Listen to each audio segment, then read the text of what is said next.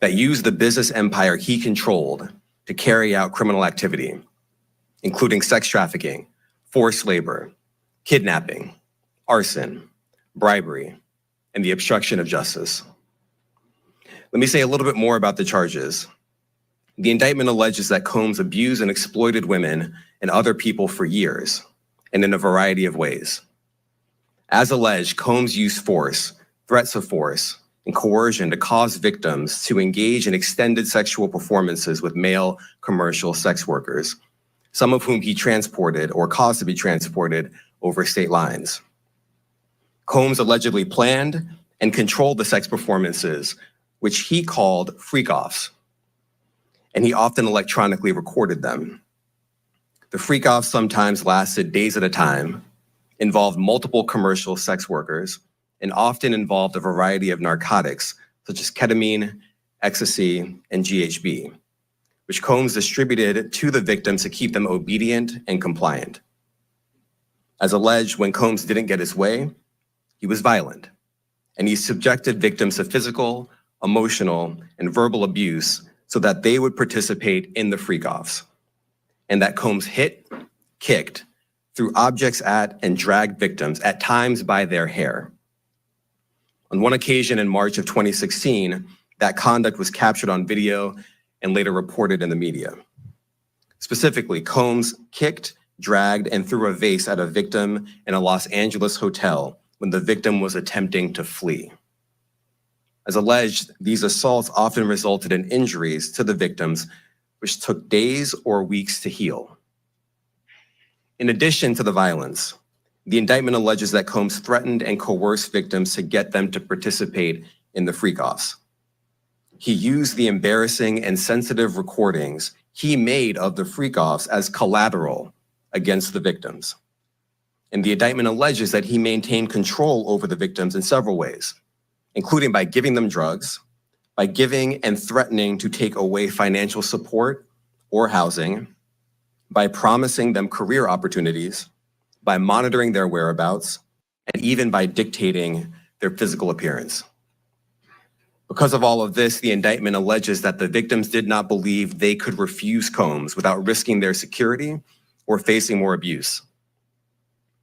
The indictment also alleges other acts of violence undertaken by Combs and others, including violence against witnesses to his abuse, kidnapping, and arson.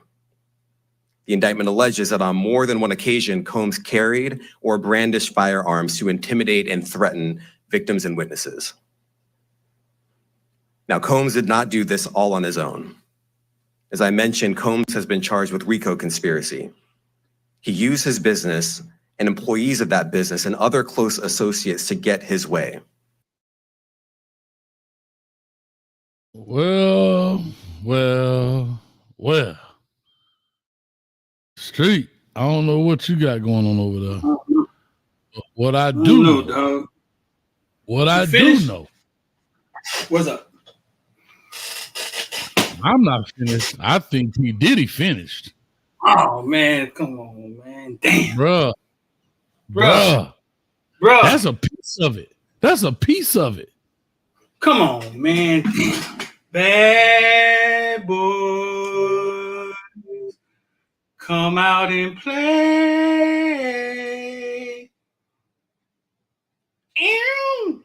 It's like Duda Brown. No, we can't take that off the radio. Come on, man. They can't take that from us, Hayes. They can't take Flavor in Your Real remix from us, Hayes. They can't take give me all the chicken here from Pasadena to Medina. Let me get between you. They can't take that from us, dog. Every step I take, every move I make, they're gonna be missing you. They can't take. Come on, hey, come on, now, dog. Hey, come on now, dog. Come on, man. Hey, bruh, it's gone. Let them take Flavor in Your remix from us, though. Come on, man. Come on now, dog. Come on now, dog. Come on, man. Bro, all I can say is shout out to everybody here on Hayes Street. We are in New York City, the Southern District of New York. Right here is where Puffy was taken to, indicted. There's a lot to unpack in this, boy. This stuff go deep.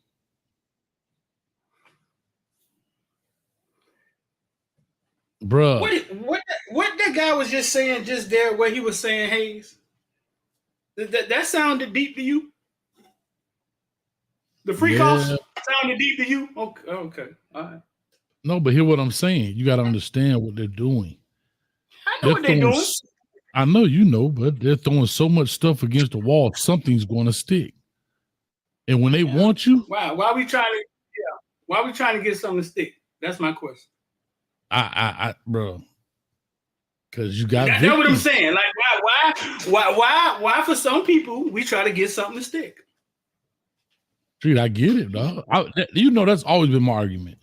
I'm all for this as long as everybody get the same treatment. But if everybody ain't getting it, then I'm not for it. That's how I feel about it. Yeah. Like you say, you got to do with 34 felony counts. 34 felony counts. Don't spend a day in jail. But they denied his bond. Don't spend a day in jail. Travels the world.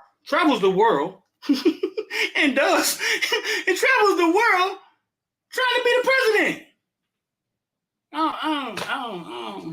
That's what I said.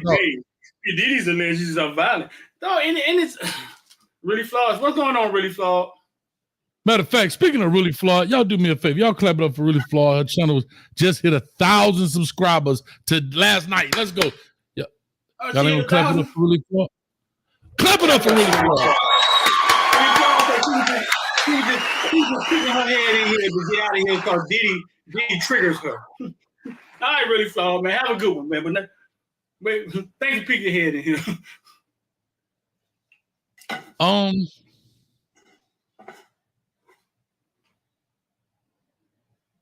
Here's my question. Shout out to Juan Manuel right here. Coach A, a lot of people in Hollywood nervous tonight. Yeah, somebody gonna play with Diddy tonight. Yeah. Okay, hope he brought some baby oil. Listen, speaking of the baby oil, the man had 1,000 bottles of baby oil. Hey. First of all, where do you get 1,000 bottles of baby? Like, is that an Amazon like buy one get one free package deal, dog? Buy 500 get 500 free. Like 1,000 bottles of baby. I'm not saying that. I know how you feel about it. It ain't a man in here. Whatever he doing with the baby oil, right? It ain't a man in here. Now listen, whatever you go to the store for and be like, give me all the baby oil off the shelf.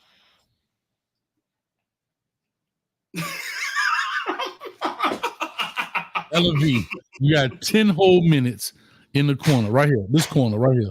I'm tired of it. LV. Come on now, dog. Hey. Come on, man. The new slip and slide. There's a heterosexual man in here that knows if he had to go to the store and get all the baby oil off the shelf, he's gonna have a good time. It ain't a man in here that Street, all the baby oil off the shelf and all the baby oil in New York City is two different things. That's two different things, bro. Either way, it equals good time. It ain't a man in here that's gonna turn that down. Did you hear what the man said? We having a baby oil party tomorrow. I don't even have to say much. I don't even gotta say much to you. Hey. You can fill up a swimming pool with that much baby oil. He ain't want to have to go buy no more. Sir, you just helped the stock. I hope you got some stock in baby oil in Johnson & Johnson. He might. That's not far-fetched. Bro, here's my thing. The man said they have free calls for days. Ain't a man in here wouldn't call in work tomorrow if I say, hey, listen, hey, I'm free from Virginia coming back, man. They gonna be here all week. What's up? Hey, hey, boss. My throat a little sore. But when he come out of, when he come out of, I won't be in the rest of the week. Well, when you hit the dude with the suit and the fans said, it sounded like a freak off. Everybody they interviewed was at Diddy parties. You know what? Because he know how to party. Now your mama show up and it's like everybody's scattering. You know what I'm saying? But Street, okay, hold on. There's something. So there's the guys from TMZ broke down a lot. I wasn't sure we could use that. Usually the news people don't hit us across the head, and we've been getting a lot of copyright strikes. So we've been trying to lighten up on the copyright strikes. But my man, I forgot his name, whoever runs or owns TMZ, had a litany of charges, a plethora, a multitude of charges. Bro, they found 3 AR-15s in the Miami house with the serial number scratched off. First of all, that's going to stick. Yeah, that's true. Now, he know that was, Wait a minute. With drums, automatic. So that right there, forget it. He get off everything else. They got you right there with that, unless somebody willing to take the charge, but it's in your house. But again, he wasn't there at the time, however that is. But whatever. Whoever that is, gonna catch them charges. And we know how this goes. But I did want to bring something up. I thought this was interesting. I was talking to some people earlier today. It's almost like you're gonna get this one pass. And remember the pass he got a long time ago with J-Lo? He got that pass. Yeah, with the stabbing of the dude at the club and J-Lo and all that. You ain't gonna get off twice, dog. We saw that with OJ. They gonna stick you for what you got off with the first time. Here's what I'm saying. I get it. He knows how to party, know how to do all these things. I think, and there's a lot of the charges that I'm not understanding. For example, if you fly somebody in, is that considered trafficking now? Because you brought them in across state lines. That was a lot of talk in the R. Kelly case. That you brought somebody, and the man said it here, you brought people across state lines. He had recordings of people. He had all this kind of stuff. Coercion. Yeah, it is. Yeah, it is. Yeah. If after the fact, it's no different than marriages, right? Y'all get together, y'all in love, y'all break up. And you sitting in front of the judge, and you're saying things that you wouldn't have necessarily said. You're saying things that you wouldn't necessarily say when y'all were together. Like, it's after the fact. Maybe people want money, and now they explain it being flued out as sex trafficking. You know what I'm saying? But maybe I'm not understanding. And I may be very shallow in this, and y'all let me know in the chat, but you got your A on the plane. It's almost like cyberbullying. Cut the computer. Like, I don't under certain things. I don't. I have a very black and white mind. Like, it's yes or no type thing. And you jumped on a plane. They bought the ticket for you to come out there. Man, I'm scared. Bro, you scared to have a long distance relationship. You are, because on the other side, especially if you got, last year I met somebody very wealthy, man, and we became business partners, right? And what I learned from him was, you spend most of your time trying to protect your money. Yeah. Because everybody around you, dog, and I mean everybody, dog. Like this. You live like this. Yes. Everybody got that's what most of the public, who probably will never get a chance to be millionaires, 100 million, that billion. That's what they don't. Everybody, think about your Ace Boone Coon. Think about your one homeboy, bro. Your one homeboy that you got. His lawyer call you one night and be like, "Hey, Street, Frog say why him $1 million? He gonna say you coerced him into running a train on a girl." Frog brought the girl. He brought the girl. No, yeah. Think about it. And that's and bro, listen, and if you're not mentally, emotionally able to deal with that, I think sometimes they begin to fight back. And then that's the worst thing you could do. You know what I'm saying? That's when you start hearing stuff like P. Diddy bombed somebody's car or P. Diddy, these things. You know what I'm saying? Because they got that all charge too. Arson. Arson is a charge. Right. He got a bunch of charges, bro. But most people won't understand that side of it and don't care about that side of it because most normal people, a lot of normal people just look at the rich guy and just be like, nah, good.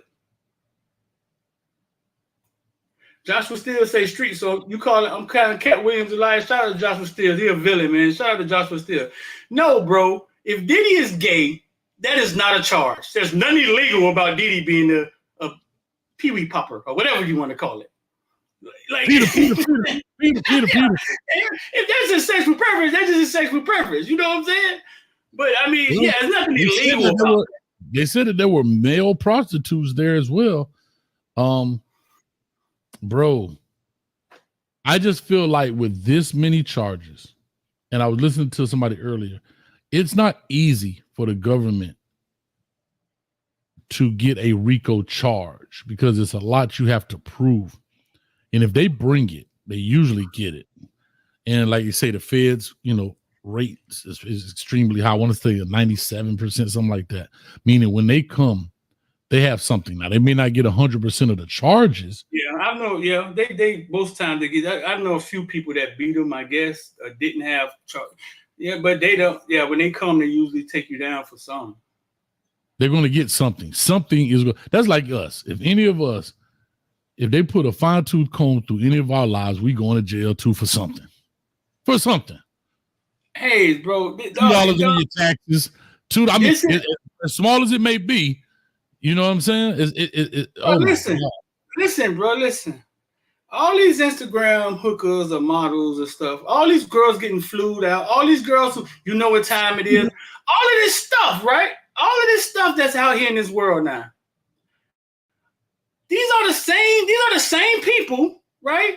That is on the back end is being called sex trafficking or is being called court hosting to having sex for money. You know what I'm saying? That's on the back end is being called that.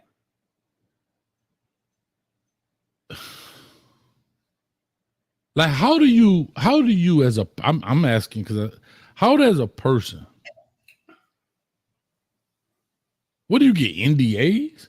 What do you have them on film? Hi, my name is Jennifer, and I'm about to engage in willing acts of sex because X, Y, and Z. Like, is that how you protect? Like, and I'm talking about just a regular, like a person. Just I don't know. I mean, you can. I mean, first thing you take their phones. I mean, that's one thing. But I mean, you can when you got to protect yourself. Like you got to protect yourself. And as men, we know how hard it is. You know how hard it is when you start thinking. You know what I'm saying about nice looking women. Say like when you got to protect yourself. I mean. Well, he was denied bail. His attorney, of course, they're going to appeal it on Wednesday. The bail charge. He's being detained there in protective custody because of who he is. So, I mean, I'm trying to see what the lawyer said. The lawyer said he came to turn himself in. Why doesn't the government want him to turn himself in? So he was supposed to turn himself in today, and they arrested him the day before. He moved to New York. Yeah, because they want to. Yeah. You know why? Because they want to make it look like the way it looked. The lawyer says he's going to clear his name, and we're going to stand by his side as he does. We believe in him wholeheartedly. Combs lawyer Mark Agnafilo said outside the federal courthouse in New York on Tuesday. He has a lady judge. I would love to hear from the ladies. Do you think that will make a difference? He does have a lady judge. Robin Ternovsky is a judge. I don't know. How do you all feel about that? in regards to the judge that he has. Shout out to Carter Media Group. Carter Media Group Hayes said, "Nah, street bro, the law is the law." Carter, that's my whole problem with it. That is my exact problem with it. It applies to some and not to all. And that's my exact problem with it. His lawyer said this. Go ahead. I've seen people compare the man to Epstein, man. We all saw the Epstein documentary, bro. Don't compare anybody to that guy.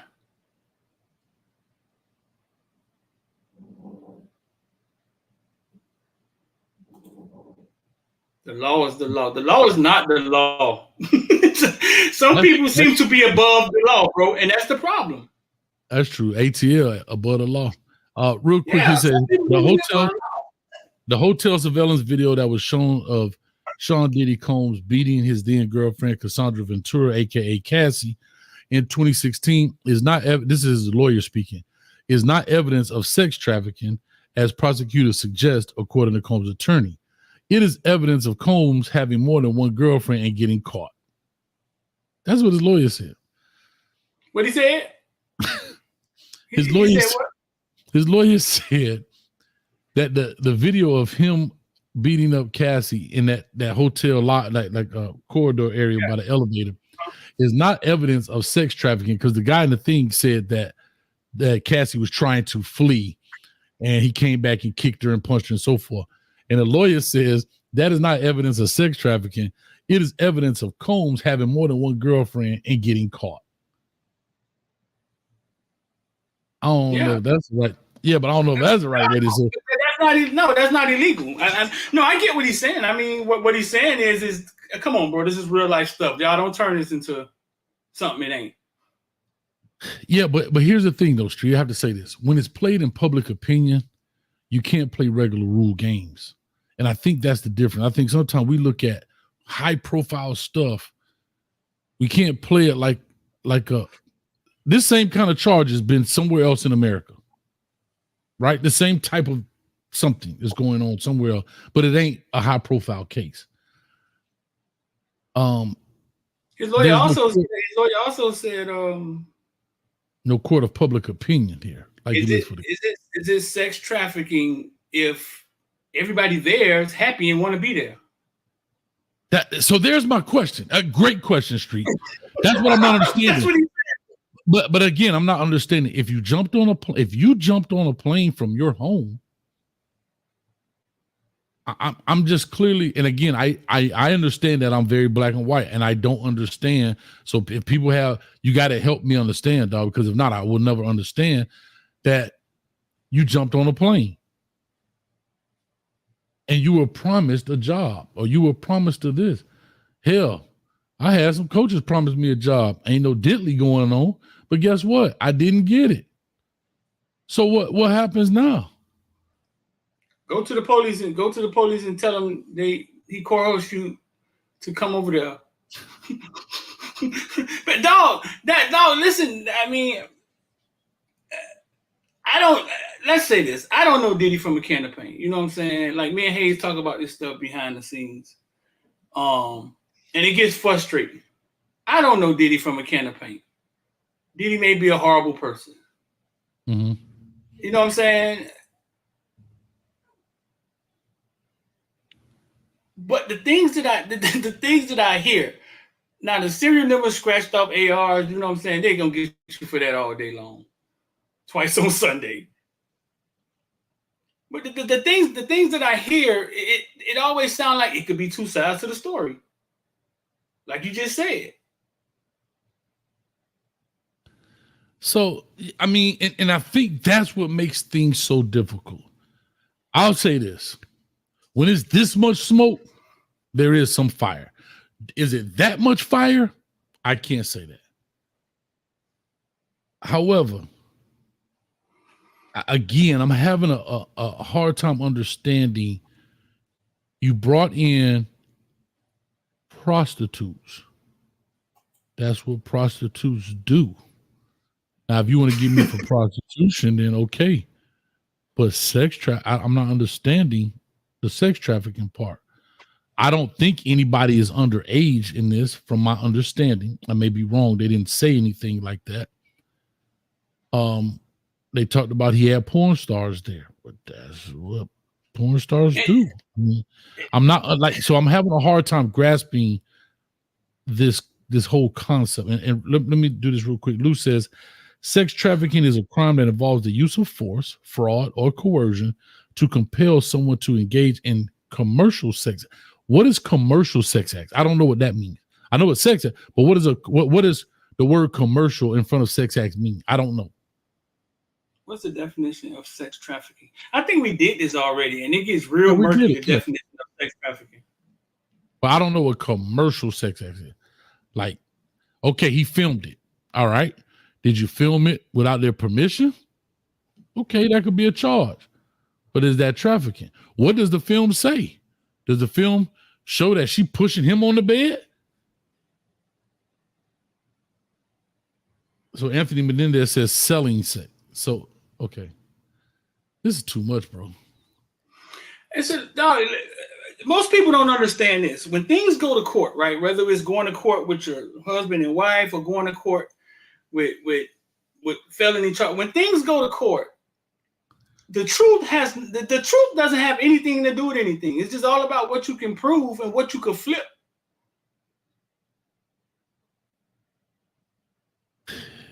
Yeah, because here's what I'm going to say. And here's the question. All the pimps never got charged. They used to go to the police station to bail them out.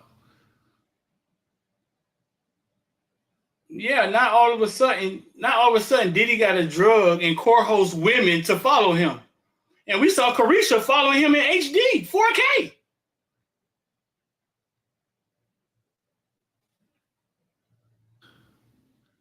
All right, Lou says any sex act or sexually explicit performance where something of value is given, promised, or received by someone. This can include money, food, shelter, gifts, or clothing. That sounds like marriage, but maybe I'm wrong. Like, it sounds like every Instagram. It sounds like every Instagram. That's what I'm saying, though. It sounds like everything that a lot of these new age women are saying out of their mouths. I asked a man for lunch money. He only sent me $50. I ain't gonna call him no. It sounds like everything that they're saying. And then on the back end, when the money stopped, a lot of them turn it into something else. And I think that's my issue. Because here's what I still say. You took the offer. Hey, baby, I give you brand new coffee. Come holler at me at 8 o'clock. Okay, you went. You didn't. I'm not trying to defend Diddy. I'm trying to understand what this charge is. That's all I'm trying to get. I'm not. Here's my question. The Instagram model gets the DM. He slid in my DMs. When he slid in your DMs, what did he say? Can't do nothing but ask. Now you use him sliding in my DMs to get famous. You used his coercive conversation to get famous. So you jump on Spirit Airlines, Frontier, if you look real good, and went over there and did whatever you did, whether it's just have a cup of coffee or got bent into a pretzel. Regardless. Yeah, you're right, Andy. That's the best comment I've seen all day, bro. And this is the problem. Yeah. Okay, can apply logic to the case. I'm reading this out because sometimes we got people that's driving and listening. I want y'all to keep your eyes on the road. Can apply logic from Nope 4445. Can apply logic to the case. If they want to get you, they will. Y'all just going to hurt y'all brains. No, I understand. I would like to have, if there's anybody that's an attorney, put your hand up in the chat. We'll let you call in. Maybe you can explain it. Because I'm talking about a real attorney. I ain't talking about the YouTube dude that be jumping on, talking about if your neighbor fence 1 inch past the doggone property line. If we got an attorney, and I don't mean it that way, but I'm saying an attorney that understands this case. I would love to hear what what is going, like, what is this? Because we were just talking, I think I was talking to you earlier, Street. I like, bro, the RICO charge on Young Thug. This got to be the longest case I ever seen in life. This dude been on trial. Ask Kiki, how long has Young Thug been on trial? It's got to be over damn almost 2 years, dog. Year and a half. How long has Young Thug been on trial? When did Young Thug trial start? No, man, court is weird, man. It is. So, oh my God, LMV, get out the corner and come get back in the chat. Perfect job. In prostitution stings, when the John gets caught trying to buy, he gets arrested. Right? Was he coerced? She said it started January 2023. He got arrested in 2022 of May. That's what I'm telling you. January 2023. We are 9 months into 2024.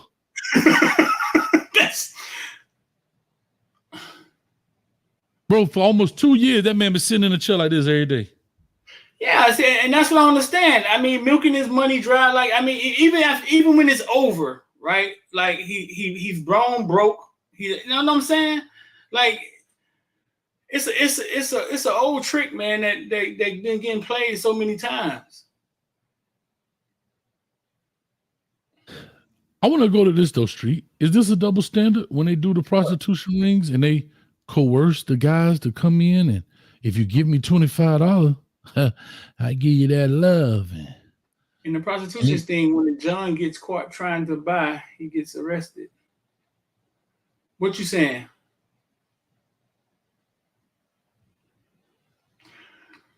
No, what we're saying is that they're saying that if you fly a girl over, that's coercing, that's trafficking because she's across state lines. You promise her something X, Y, and Z. Right. I think the difference is. So when the police standing out there acting like she a prostitute and she get a man, he the one get arrested, right? Like entrapment, right? That's all. That's a real thing. Entrapment, right? So okay, let me wrap my head around here. So she's out there because if you ever mess with a prostitute, I mean, they always ask you something crazy. Like I saw this on TV. They always ask you something crazy. They always ask you something crazy. You know, it's always ask you something crazy. Like, show me something. You saw this what? You saw this what? On TV. I saw this on TV. Yeah. If they show you something, if they show you the part of their body or something, then they can't be a cop. Yeah, I saw it on TV. I saw it on First 40. Yeah. Okay. Yeah. So yeah, sometimes they'll get in the car and they'll be like, here go a titty. See, a cop can't do that. But what she's saying is true. What she's saying is true. So she's out there, she's acting like the man gets in the car and then he says the wrong thing and then he gets arrested. And we get that whoop, whoop. It's the sound of the police. So Reggie says, look up soliciting. Okay, so here's my next question. What happens when Diddy or anybody slides in the DM? Hey, Bernice, blah, blah, blah. All you gotta do is my fault. All you gotta do is ask him, are you law enforcement? Yeah, that's another one I saw on TV. Lou, you must have saw that on TV too, Lou. He's on TV. Lou. I'm not messing with you. No, I'm just saying. So think about it. What if I slide in the DM and she says, so when you gonna invite me over? Or when you gonna, she may be saying, hey, I got a party this weekend. Can I come? Sure, baby, come on. You gonna fly me out? All right, no problem. I mean, I'm Diddy, dog. What's the $87 Spirit flight ticket? You know what I'm saying? Hey, don't check no bags now. You cost too much. Is that like it make you don't want to talk to nobody. You just gotta pass them a note. Be like, do you like me? Yes or no? No, I mean, dog. The crazy part of it is how it's always women involved. It's always women, right? It's always women being treated wrong. Everybody gets in their feelings, and then it's like, bring the handcuffs. So David Coley says, when you say a price, that's how they get you. Well, I saw this on TV. When you didn't say a price, when she says, hey, 25 for this and 50 for that, and you agree she initiated the price. Oh, that's it. Okay. I don't know, bro. This is tools. I know he gonna be on trial for a long time because he got enough money. I mean, no, man. Court gets really weird, man. Court gets really weird. Like you don't got no kids. Like, say if you go to court with your baby mama, right? Mm-hmm. You and your baby mama living together. Y'all break up. You go to court. You get to court, and the judge be like, she can go back 2 years with child support. Be like, we was living together. Were you paying child support? No, we was living together. I was paying direct. Mm-hmm. 2 years back, child support. The law is just stuff on paper, bro, that they use how they want to use. I'm with Street. I'm with you 1,000% because, like you say, I just say this. I seen somebody get hit with 17 snapback pay, right? The only credit he got was the preschool. They said that clothes, the food, and all that stuff were gifts. The stuff he spent was gifts, and that's something else I don't understand. How is clothing for my child a gift? Because you did not take it to the child support office, register, and pay it. Really? Because my thing is this. So when I give you, just say $1,000 and you go buy clothes, then it's not a gift? I give you one better. The scenario I just gave you was the second time. The first time a black judge was like, Miss blah, blah, blah, when did y'all break up? She wasn't sure. But she was trying to get the 2 years. The black lady judge. The black lady judge was like, you don't even have a clue when y'all broke up. All right, stop it. No 2 years back there. Took it back to court a few months later. Another white judge, lady judge, and their color don't really matter, looked at the law in the book and just said 2 years back pay. I don't care if you was living together. So that's two different judges. You see what I'm saying? Two different. Same case. Two different, yeah. Yeah. And that's why I say the judge, and so that's the discrepancy. I mean, the discrepancy in it, but it's also,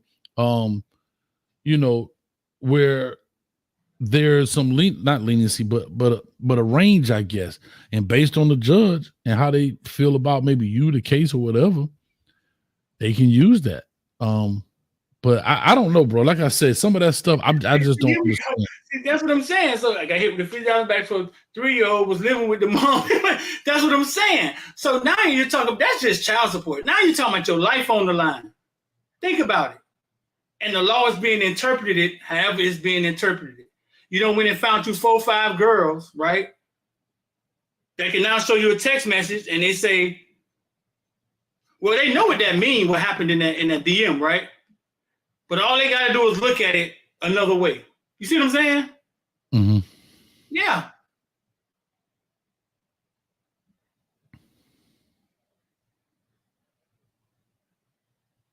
Me and you, neither one of us know who Diddy is. We don't know who Diddy is. Right. I have no clue who Diddy is. But yeah, bro, I mean, but come on, man. Like, Bill Cosby, how long Bill Cosby went to jail? I don't know. I think he did about 7-8 years, didn't he? Something like that. 8 years. Russell Simmons is in Bali somewhere hiding under a rock.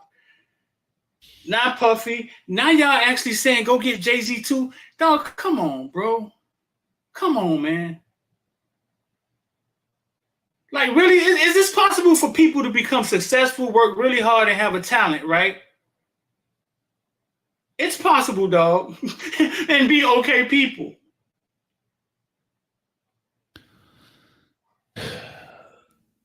Well, why they ain't saying nothing to Jay-Z? Why do we want them to say something to Jay? Like, who wants somebody to say something to Jay-Z? And here's what I'll say, and I'll say this too, and I don't ever want to sound like a victim blaming, but I do have victim questions. I heard the Danity Kane, I don't know which member it was, is now coming out saying these things. And I know it's so sensitive because you're not trying to dismiss somebody's actual pain. But and again, I've heard the thing of, well, I was afraid to come out. Now that this has happened, I can come out and say these things. But if somebody hurt me, I say ouch. That's just how I feel. And when I say ouch to whoever it may be and where I need to do it. That's just, again, I know I'm speaking for me. I can't speak for everybody. And I think the thing that really throws this kind of stuff into, and it's not a Diddy thing, I'm just talking in general, this kind of stuff that throws things into the whirlwind is then when you had a lady that was the player with the basketball player, had never even met the dude. And never even met him. Never even met this cat. He know what, and what did he do? He's in the news. We're talking about him now because of the false accusation, and nothing happens to her. I think that's what blows my mind. There's what happened to her. They even protect them. They don't say their name. Right, but they put him out there because here's the deal. You are the accused, but now guess what he just became? He became an outed victim of a scam. Yeah. Right. So I don't know. Like I say, bro, this stuff is so, oh my God. Now, and they going with the RICO charge, and they're talking about because he did all these things through the business, which made it a criminal enterprise. So he didn't even know the girl, dog. Could you imagine being on trial for somebody you don't even know? Never even met her, dog. And people in the comments believe it? Immediately. Yeah. Find out what's his name, man. Can you find his name? Yeah. Find his name. Never even met the young lady. It was something about a team also. One of these teams that got accused. Maybe they did or didn't. I don't know. But I think that's the thing. Matter of fact, the player from Baylor, wasn't it the player from Baylor got accused of some stuff too? Yeah, the big boy that went viral. Yeah. Terrence Shannon was his name? From Baylor? No. Basketball player. Oh, he was from Illinois, right? From Illinois, right? Yeah, I think so. Terrence Shannon. Found not guilty of rape. Found not guilty of not knowing her. Like, something should have to happen at that point, dog. Yeah.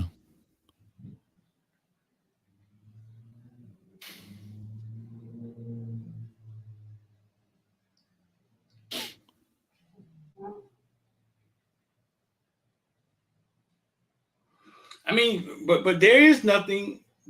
I don't know, bro. There is nothing that goes into that. Nothing comes from it. It's just like, oh, I bad. Yeah, and she goes on because she's not famous, because she wasn't named. She goes on and lives her life. This guy, Sean Oakland, he done. Yeah, Sean Oakland was his name from Baylor. I don't know, bro. I mean, I don't.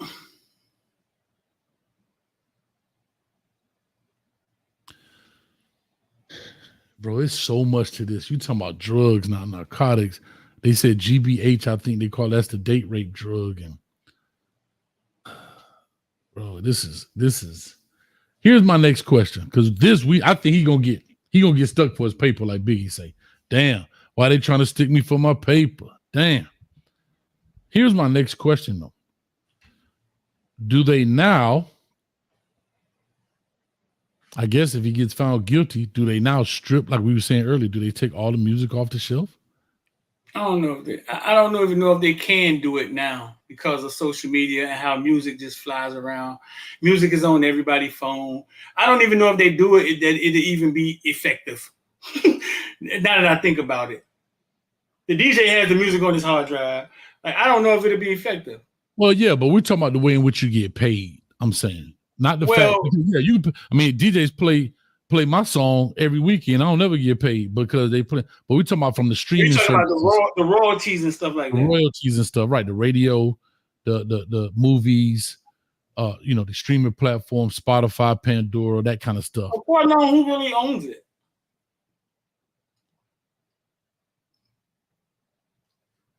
I don't know, bro. Right, because he was like producers. He wasn't necessarily always the artist. You know what I'm saying? They're going to take all Bad Boy off the shelf. So y'all say they want him to take Biggie. Biggie, give me one more chance. Biggie, give me one more chance. Y'all want him to take Biggie? Give me all the chicken head from Pasadena to Medina, Biggie, between you. Y'all want him to take Biggie off the shelf? Because P. Diddy got 50,000 bottles of baby oil? 50,000? That sounds like a slippery situation. I don't know, bro. It'll be so. Biggie, give me one more chance. Well, the reason they could, because you got him dancing all in your videos. You know what I'm saying? What?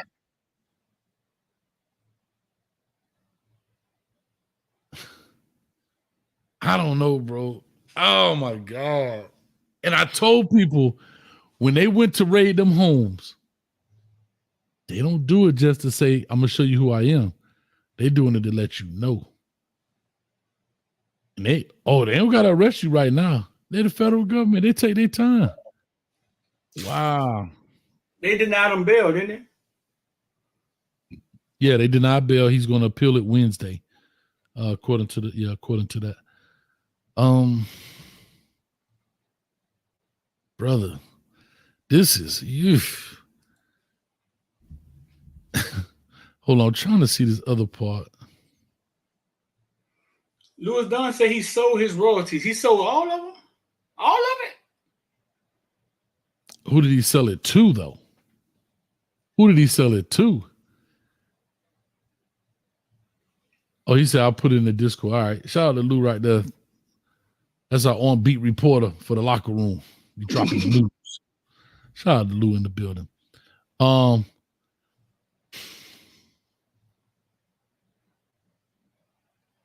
All right, hold up. Key things to know from the indictment against Sean Diddy. 1, Combs accused of leading criminal enterprise. The first charge in the indictment is racketeering, conspiracy, a federal crime used to target organization criminal syndicates known as an enterprise, such as the mafia. In Combs' case, according to the indictment, the Combs enterprise consists of Combs, the leader, business entities, including his record label, Bad Boy Entertainment, employees and associates, including security staff, household staff, personal assistants, and high-ranking supervisors, the indictment states. Indictment notes 2016 video of Combs beating woman. We know that's the Cassie video. And law enforcement seizure guns and freak-off supplies in raids of Combs' homes. Law enforcement seized guns, ammo, drugs, and a huge collection of baby oil.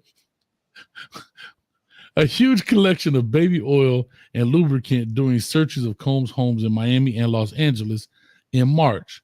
According to the indictment alleges Combs held what was called freak-offs, or elaborate sex performances, in which he drugged and coerced victims into extended sex acts with male sex workers.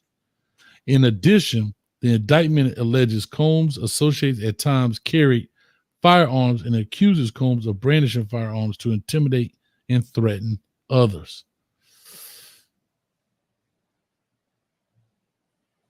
Oh, this is her, the former member of music group formed by Combs, is grateful for DOJ charges. Yeah, man, she been on Bad Girls Club and she acts like a little goofball, bro. Yeah.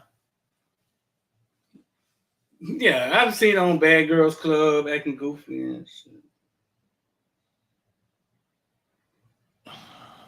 Bro, this is...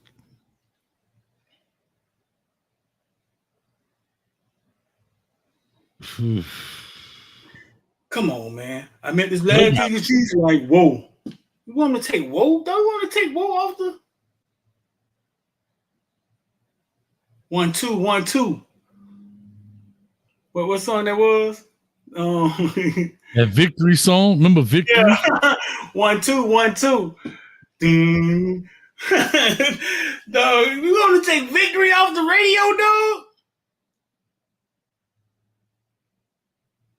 Because he had 138 bottles of lube or whatever. Just in the Cadillac. We want to take flavor in the ear, dog.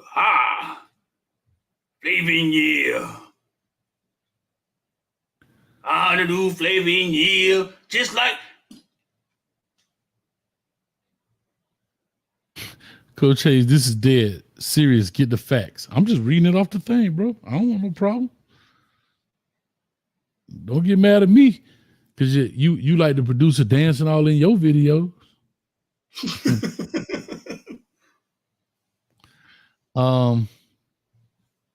Bipolar says something. The DA in New York just wants to be famous. He's trumping up every charge. That's a part of it too, bro. That's why I say when you look at these kind of cases, it'd be a lot deeper, bro.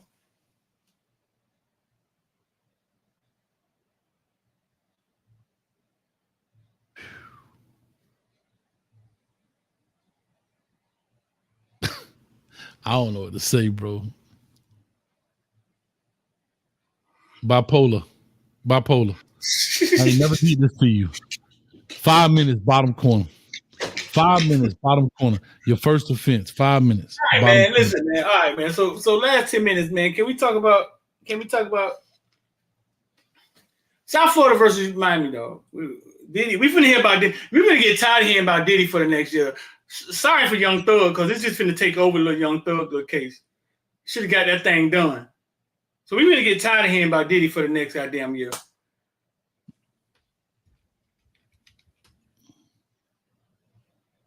Miami Hurricanes rolling into Tampa, South Florida. We'll be there on the sideline, bro.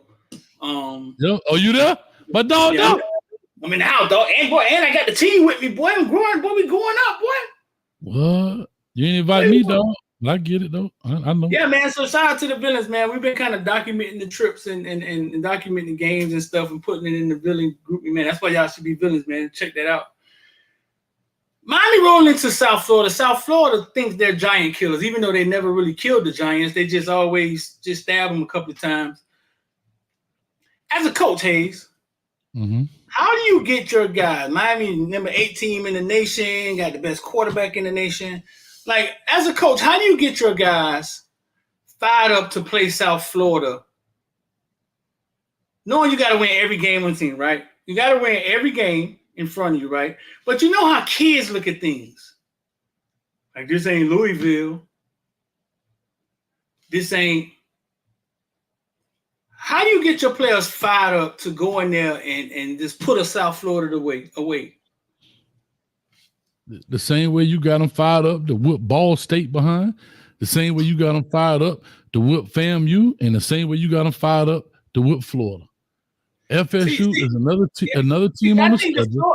I think those games are different, though. The Florida team is an SEC team. They're standing there. You know they're there. Ball State and FAMU, I don't even know if you got to get fired up, right? Eventually, you just overtake them in the fourth quarter. This is a team that could jump up and bite you, right? And you find yourself down 17-0, 14. You know what I'm saying? This is a little different. I think you can't see South Florida come. I think kids can't see them coming. But what I'm telling you, as a coach, you treat all snakes the same because you don't know what's poisonous and what's not, right? You may think you know, but as the coach, as the leader, your job is to find that whatever that switch is on your team. I don't care if it's FAM. I don't care if it is Ball State or even Florida going into South Florida. Your job as the leader is to get them fired up. I'll use a military reference if you don't mind. Correct me if I'm wrong here. You go into fight in Vietnam, you know it's a major war, right? Right. And you know you got to be strapped in and strapped up and ready to let that thing go because Charlie out there. Is okay to say that? Yeah. I don't even know what Charlie. You don't watch enough combat movies. Yeah, you got that right, dog. Those combat movies, you use that word today and be like, you can't say that. But anyway, so now that same military presence got to go do something here nationally, National Guard for instance. Right. Little riot going on, nowhere near as what you got over there. But you got to go in there prepared because somebody can still hurt you. You understand what I'm saying? So they can still hurt you. So I'm using that simply to say, treat all enemies alike when you're going into battle. Now, once you're in battle, you can always rearrange that, do things a little different. But going into battle, you treat them all the same. So this is interesting. So when you're on the board and you're talking about Ball State on Wednesday, it sounds just like when you're talking about Clemson on Wednesday. It sounds the same. Yes, you know why? Because if I'm drawing up a play on the board and I'm telling you how to stop it, I want the same result versus Clemson that I want against Ball State. Now I know, and they may also know the difference, because Clemson may have a better athlete overall, and that guy could make you miss. But your preparation and planning is the same. I want to get 0 from Clemson rushing yards. I want 0 rushing yards from Ball State. So you approach it the same exact way. You never say, you know what, guys, this Clemson, we're going to give up 100 yards, just on the baseline. But as long as we keep them under 150, we'll be okay. No, your objective is to do what you kind of really did to Florida. That's your objective. So you sound the same. So no matter who you playing, you up there like, Frank, pay attention. These motherfuckers is henchmen. That's right. And guess what? Y'all want that took off the radio. And guess what? I got a better one for you. Hey, they want that took off the radio, Hayes. Today's agenda. I got the suitcase up in the Central. Go to room 112 and tell them Blanco sent you. Huh? Y'all want them to say today's agenda. Hey, I got the suitcase up in the Central. Go to room 112 and tell them Blanco sent you. And if they do us dirty, we do them dirty. We dress up like ladies and burn them with dirty 380s. Huh? So y'all want that gone? Yeah. Well, no, I'm just saying Talk to that your approach to any battle is exactly the same. You want nothing, right? Give them nothing and take everything. I don't care who you're playing. Now, we know the reality, right? We know the reality is what? Is that we are a better team. But your job as a coach is to make them understand that you treat every snake the same. Because what you think might be a black racer could be a black mamba. Woo! Put that on a shirt. Huh? Put that on a shirt. Because every black snake might not be poisonous. Because I remember this. This is the guys on the truth. We had a stack of wood on the side of our building one time at practice field. And so the principal wanted us to kind of move this wood so they could come pick it up. It was in a weird area. So they wanted to pick it up. Now behind our practice field was like a retention pond with a bunch of wooded area. They lifted up and a black snake. I actually got a picture of this. The snake coming across the field. We used to actually have black snake. We'd be in line like they getting ready to line up and a little black snake go across the field. I don't mess with snakes, bro.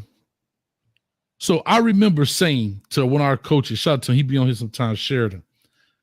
They're lifting up this wood plank and the snake is coiled up and his eyes are like blue, like they like a bluish green, like an Oakley visor.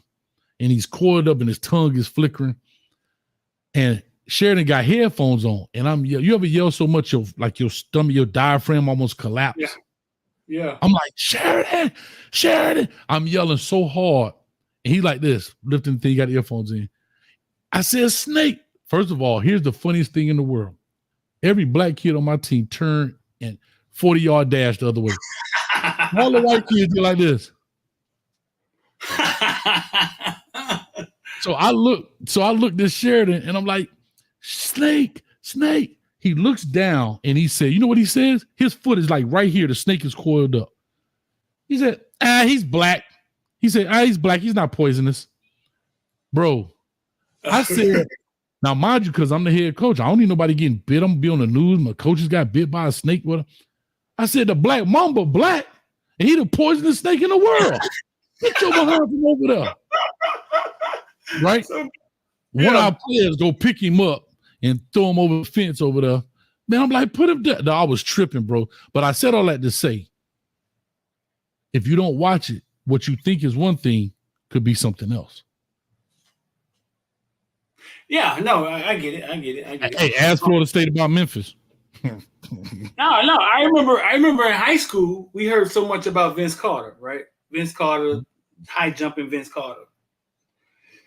This was way back in 1994 when they didn't have nets on the baskets and there was no backboard. But we had heard so much about Vince Carter, and we just happened to meet Vince Carter in a tournament, right? So we had heard so much about Vince Carter that we thought the team was Vince Carter, right? So we went out there knowing that he was a 5-star, whatever you want to call it, yada yada yada, and he got off. He had a triple-double, but he wasn't. But it wasn't just him, and that's kind of how we lost. You know what I'm saying? He had a point guard that was the quarterback of the team that was good, and they had like a shooter. So no, I get what you're saying. I get what you're saying. But I never thought about that. I never thought that you got a FAMU Ball State game plan sounds just like Clemson and Louisville. I never thought about that. But it's right. The military is the same thing. Somebody could die. I don't care if it's home side. I don't care if it's in Grenada. I don't care. It's the same thing. Because here's what I'm gonna tell you. What you put on tape can be exposed.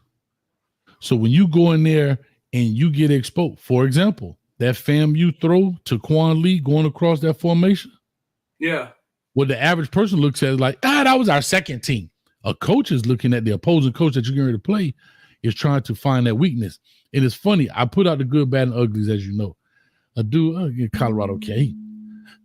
You sound like we're terrible. And he's a military cat. If you were my leader, we would have lost our war. I'm glad you did that. So what I'm saying is that's how coaches talk. Do you think Colorado or even Miami, let's just take Miami, 62-0. You think the coaches end up watching film that they're like, yeah, boy, y'all boys was balling. Hell no. He is dissecting everything that you did wrong. Fortunately, you're a better athlete, so you could correct yourself, right? But the things you do wrong, that other team is looking at it. They just know you're a better athlete than Ball State or FAMU, but they know they have better athletes. So if I could just hook Wesley a little bit, I can get up the sideline, Florida, right? Because my athlete can run just like here. But Ball State athlete can't run that way. FAMU's athlete can't run that way. So even if they do break it, what happens? They know they're going to get caught. So that's what I'm saying. As a fan, people look at it and say, oh, man, we dominated them. But as the next opposing coach, you're looking for everything that's porous that you can exploit. They're looking at offensive line. Yes, he's better than number 52 from FAM. He blocking, friends might go blocking the mess out of him. But is it because he's not strong? Well, wait a minute. I got a dude that's strong that can be why? Because his feet are flat. That kind of stuff. I know I'm talking a lot. But that was Quan Lee that caught that pass and fell down? Uh-huh. Was it? Yeah. Wide open. Then Miami took the play, right? Miami run the play now, right? And that's my point. Right. There's the point. So whatever weaknesses you put on tape, your next opponent and your next 2-3 opponents are trying to exploit that because they want to see if you fixed it. Because if you didn't fix it, guess what? We're going to see if you fixed it or not. That's just football. That's life. That's strategy. Right. Hell, if I'm going to fight the United States and they Air Force #1, I might try the Navy. I'm not going to attack them through the air. I'm trying to get them through the water. That's just what it is. That's all strategy games, man. You know what I'm saying? Speaking of Florida State, shout out to Psycho Seminole. If I'm playing Florida State right now, this week coming up, they got a bye week or no, y'all, they playing. Who they playing this week? Whoever they playing. If I'm playing Florida State right now, I'm not giving DJU a break. I'm gonna release so much pressure on him because that's how everybody else won. They kept him pressured. I'm not gonna be like, oh, he's so bad. Let me sit back and play for the interception. Hell no. I'm trying to put Well, so much pressure Hayes, on him. when I talked to Miami's defensive coordinator last year, he said they did the exact opposite. Mhm. He said because he said he was just like the year before, he was like, well, everybody know DJ had like a breakdown. Like at some point, I think he had a breakdown, like a mental breakdown. You know what I'm saying? And he said that the way you defense him is to allow him to think. The same thing that was done to TVD. Here's a zone, here's space, make a decision. And that is how they defensed him. But how I'm looking at it is, and again, it's 2 ways to skin a cat. But for me, I'm gonna apply so much pressure. You're gonna either rise to it or you're gonna become a mathlete. That's how I'm looking at it. You keep trying to put a scab, and I keep trying to scratch it off. And them having a horrible O-line, like my man just said, don't help it either. But yeah, man, Psycho Seminole, man, what's your I think all Florida State fans should have what is called when you donate to people? A GoFundMe. A GoFundMe, dog. Yeah, no. Florida State need to give Florida State fans their money back. Man, dog. I said it the other day. I was like, dog, I feel for Florida State fans, dog. And my villains got on me, man. You feel sorry for them Malcolm? Hey, man, calm down, man. It's just shocking to go 12-0 Feel sorry and for then them. start off 0-3, dog. That is shocking. Ain't nobody feel sorry for them Chunk Street. No, because if they had to beat us, they've been talking more trash and more trash and more trash. Oh, they was all in the media room last year telling us it's gonna be okay. We were down. Y'all will get it together. No, I don't feel bad at all. When you Same got a thing man make down, you laugh or make you cry. I used to say that all the time, dog. The stuff that make you laugh, make you cry on Friday night, boy. So Same thing make you laugh or make you cry. You think it's funny because old Polio Timmy dropped the ball. Guess what? He dropped the ball. Go. All right, watch Friday when we throw it to him. And that's the game-winning touchdown. Guess what? I'll be here next year. Guess where you going to be? Welcome to McDonald's. May I please help you? Stop playing with us. Better get out there and make it happen. So, I don't know, bro. I don't know. But when it comes to game plan with South Florida, here's something funny. A lot of people may not know this because I know they don't follow South Florida, but the defensive coordinator for South Florida, Todd Orlando, is the defensive coordinator, was Mario Cristobal's defensive coordinator his last year at FIU. So I've worked for both of those guys. And we'll see. He out there being real reckless. Yeah, Pittsburgh. The boys out there blitzing. The boys out there blitzing everybody but the trainer. Yeah. So the thing is, right? They did not blitz Black Mahomes. Yeah. And here's the thing: they may try it a couple of times just to see, but what they said was, is Milroe poised to throw the ball under that kind of pressure and duress? Can he make those throws?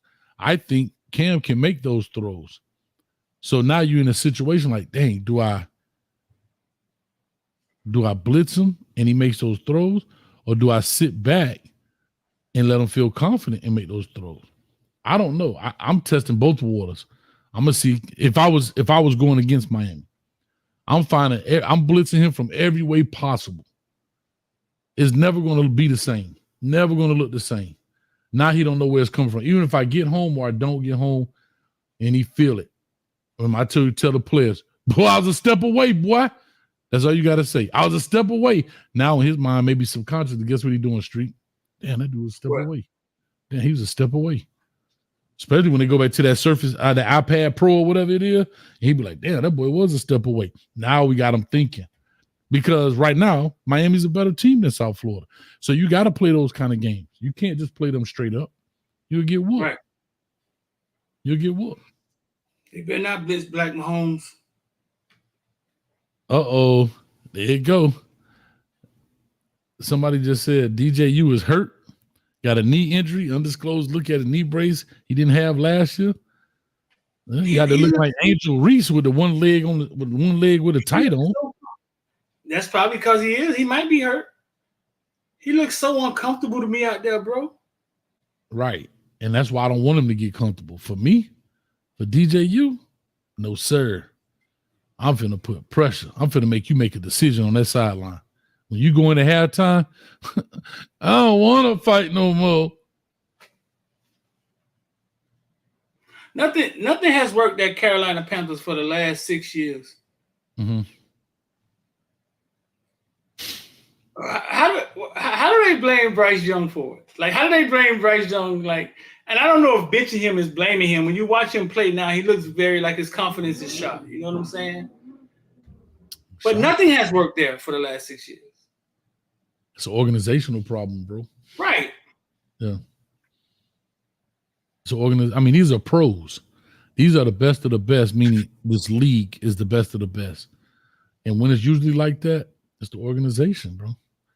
It's probably a lot of pissing contests and egos going on in there. The GM fighting with the scout, the GM fighting with the head coach, the owner fighting with this person. I don't know, because I don't like that. But usually when that happens, it's the people upstairs that's creating the problem. What's wrong with Shaq, man?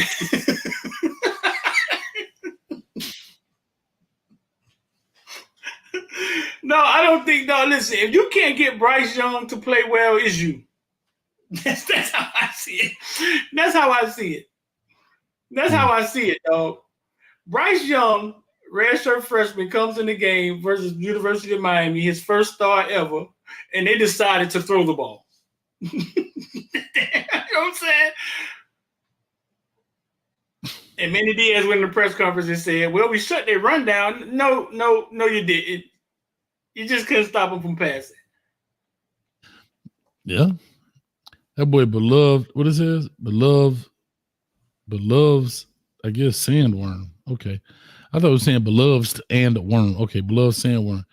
Known Diddy associate Dion better go and lawyer up. Man, y'all listen, man. Don't listen. Like literally, bro. Literally. 6 years ago. Lord Jesus. Everybody had a Diddy party. Everybody want to get in the Diddy party. You know, people die staying outside, sleeping outside, wanting to be in a Diddy party. Diddy bought out King of Diamonds one time for the Super Bowl. Because I don't understand how people mind work. For the last 20 years, everybody wanted to party with Diddy. I have a real legit question since we back on, well, since Diddy's back at the topic. I didn't say back on Diddy. Why is it, and I find this hard to believe, I've never seen one of these celebrities, or all of these celebrities are saying, let me reverse that. All of these celebrities saying, oh, I left the P. Diddy party early. Not one person ever say, I stayed. Everybody, like the real celebrity, like, oh, it's 2:00, like Cinderella. Let me go home for my glass slipper don't fit anymore. Get out of here. Y'all was there at the party, and your name gonna come out. Your name gonna come out. Because I don't think that's what they're saying. I think what they're saying is if I left 2:00 or if I left at 4:00, obviously it was early because I never saw none of that. That's what they're saying. No, they saw it, and they were like, oh, okay. Damn. Oh, that's old girl from.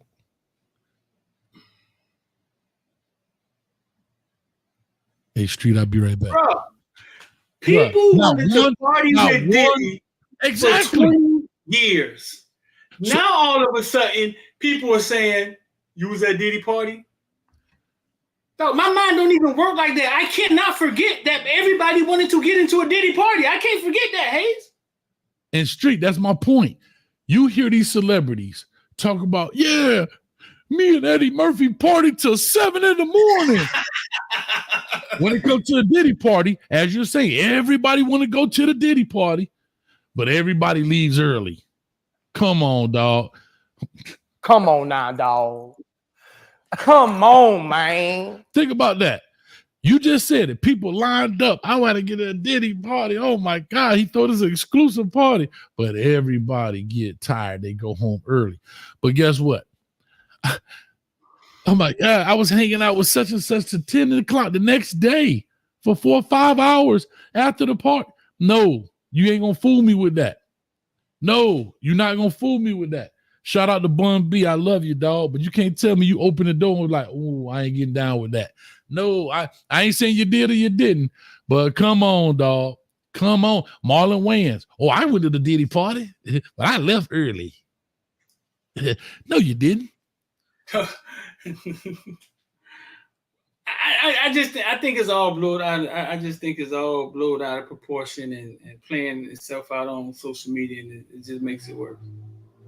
I just think that I know that these people know stuff because everybody talking about they left early. I ain't seen one. So, hey man, you ever been to a Diddy party? Yeah, I've been to it, but I left early. Before they even ask them what happened, yeah, but I left early. But bro, listen. Think back 5 years ago when people were bragging about getting into a Diddy party. Think back 5 years ago when people were bragging about when it was like a flex. Yeah, I was at Diddy party. I was at Diddy party in Cali. I was at Diddy party. Think about when it was a flex, Hayes.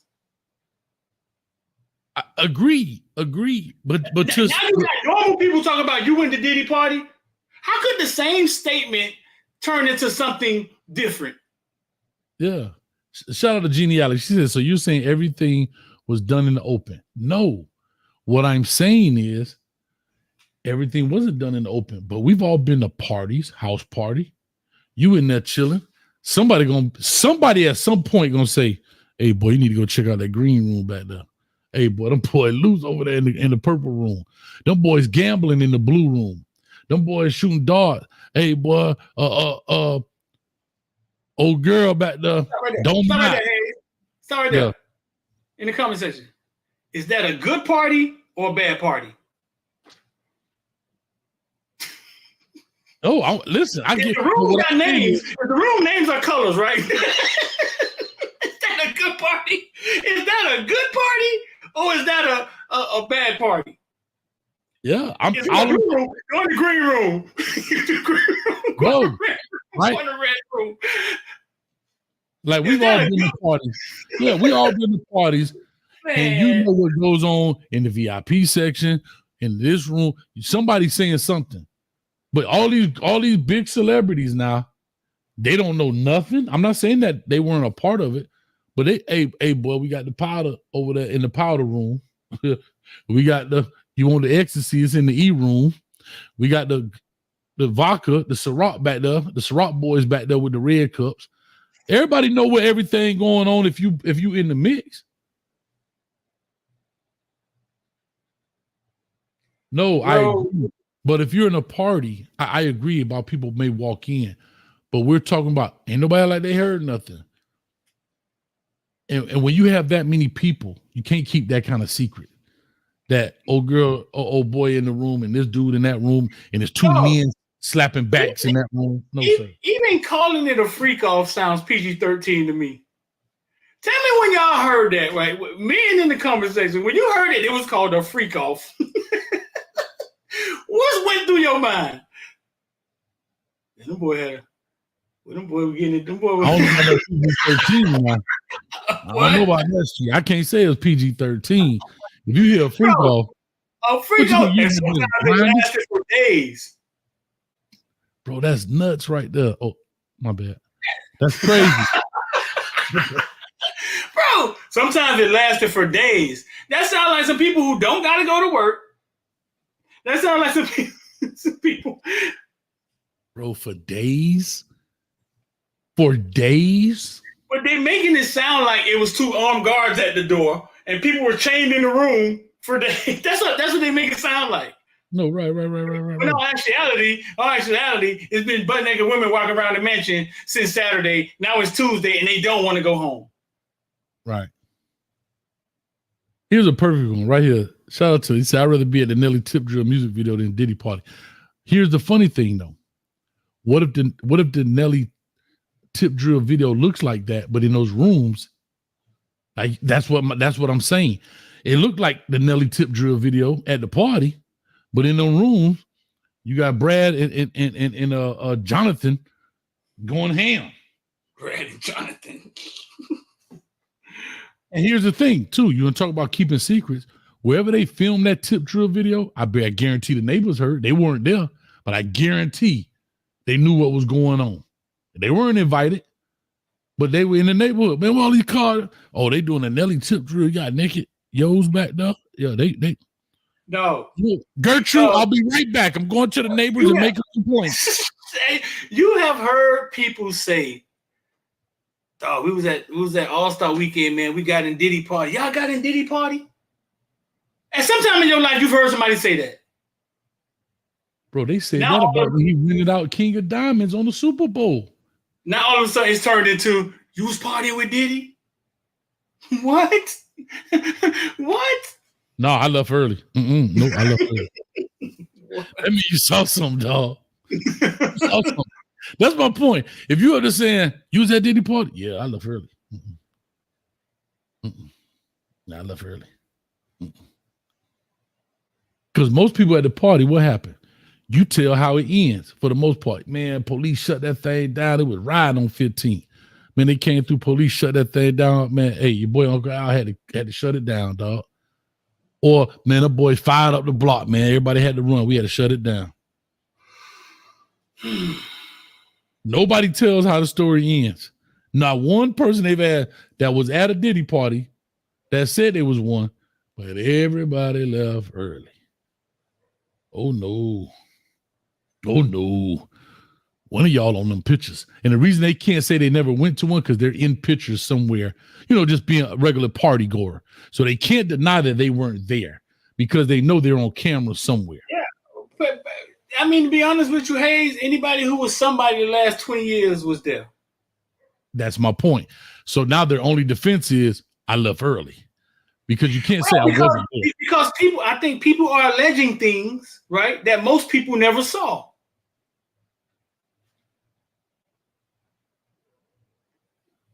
TDJ was full time. I heard TDJ was full time. No, but because people are alleging things, right, that people never saw. So what else could you say? Well, I mean, Luke tell me the same thing, man. I ain't. Well, Luke actually said.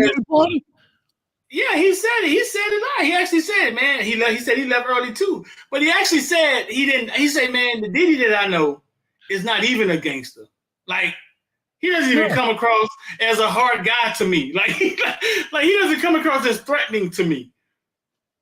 Because that's Luke. But he may be, right. but we've seen cats, right? Hold on. First of all, Shad swallowed. I'm gonna leave that there. Shout out to Shad, man, for being a member, man, for 12 months, man. All right, gonna cut that short, just like your comment, bro. Appreciate you, because that's crazy. But here's what I'm gonna say. We know guys that's like that, right? They ain't gonna come across to them, but if they could slap the woman around because they now got the money and this, that, and the other, then they look kind of hard to them. But like you said, when you talking to some real G's, we know you ain't built for it tough, but you can go over there and slap around Cassie, drag her around, but you ain't gonna drag nobody else around. So, and then you got money, right? So because you got money, you can go over there and slap a dude because you got two swole up security guard back there behind you. So now you feeling extra tough. So I get it. Yeah. I don't know. We got 1,000 people in here, man. Hit the like button and share, man. No matter what side you're watching it on, and hit subscribe right now. Hit the subscribe button right now. Right now. If you got an Android phone, you got to go find it. No, sir. It's right underneath. Don't do that. If you got an Apple phone, you got to go find it. They don't hit the subscribe button. But go find it. It's down there somewhere. You know what I'm saying? Shit, I got a better one for you. Then. For all my Android users, you can hit the join button to join the membership right there. It is? Huh? The join button is there? It's right there. So here's the funny thing. But if you're an Apple user. For the iPhone, the Apple, I think they done hit it. Yeah. You got to log out. Huh? Yeah. You got to log out. You got to go through the Safari browser. You can't go through the YouTube app. You can. Wow. Yeah. Wow. Matter of fact, y'all see it. I know you see it. Oh, my bad. Wow. I don't know. That's too funny. That's too funny, bro. But like I say, man. You got to all see how, bro. She said, Genial says, join what? The membership. That's how you get in the locker room. Genial been here all this time. We got we got a she shed for the ladies. Matter of fact, I think LV painting it pink right now. A she shed. That sounds like a brothel. What? See what I'm saying? See how I get in trouble? That's how it happened. That's how it happened. The she shed, they be chilling until you piss somebody off. Hey, you could relate to this. Until you say the wrong thing. Now all of a sudden the she shed gets reported to the feds and tell the feds it's a brothel. He been keeping us in the she shed. Y'all keeping y'all physically? No. Just our screen names. He keep our screen names in the she shed and we can't get out. and then it turned into cyber stalking. Why, son? Yeah, I got a question. Why, son? Why, son? Why we can't talk about it? This Hayes Street, dog. We have a good time, man. What you want to talk about? Put in the comment section what you want to talk about. Why, son? Yeah, you don't want to talk about this. It's Hayes Street, dog. It's Hayes Street, dog. I just want to see how interesting his topic gonna be. Let's see. He finna come back. University of Miami defensive. Come on. You talk about what you want to talk about, white son. You know what he's gonna say? Hey, y'all gonna talk about Miami and South Florida? Y'all gonna talk about Miami and South Florida? We just talked about that. Bane playing this weekend. That's what he gonna say. There he gonna say, white son. Give us something, dog. No, I'm waiting. Come on, dog. You did all this talking. Hold it. It is all right, because here we go. Because everybody talking about this. Who cares about Diddy? Bro, white son. Today's agenda. I got the suitcase up in the Centra. Go to room 112 and tell them Blanco sent you.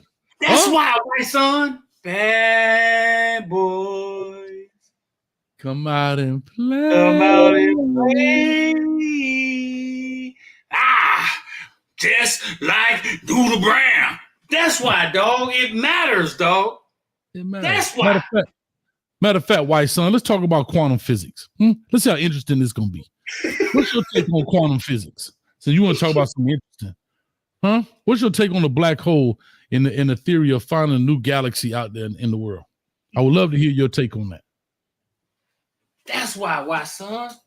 There's also 1,000 people in here listening to this on all these platforms. Come on, man. Why son say, does it really matter? I mean, it matters enough. I don't want to see another one of our guys go out like that, bro. It matters enough, though. Guess what? I don't think Diddy is perfect. If you listen to Mace talk, right? you know, if you listen to Mace talk, you know Diddy was putting a little pressure on him. I think one time he told a story of being locked in a hotel in Cali, you know what I'm saying, and surrounded kind of like by Bloods, and he think it was coming from his own people. Yeah, I'll just say this. I don't really care about Florida State, but when they 0-3, damn right I'm gonna talk about them. It's the news, baby. That's what we here for.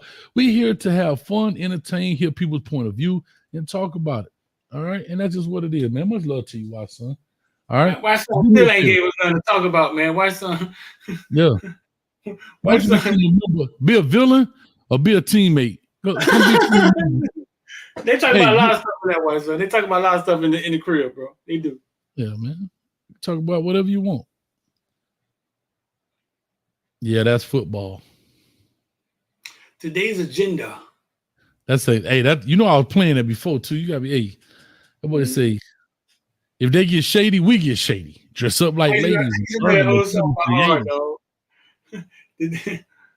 Y'all want that taken off? Y'all want that gone? On the talk show, Mike forcibly takes his hand away. Oh, I've seen that before. What? Which witness do you want to hear from? Hell, I don't want to hear from. I really don't know what witnesses is besides Cassie. Why do people think people gonna take the stand on Diddy?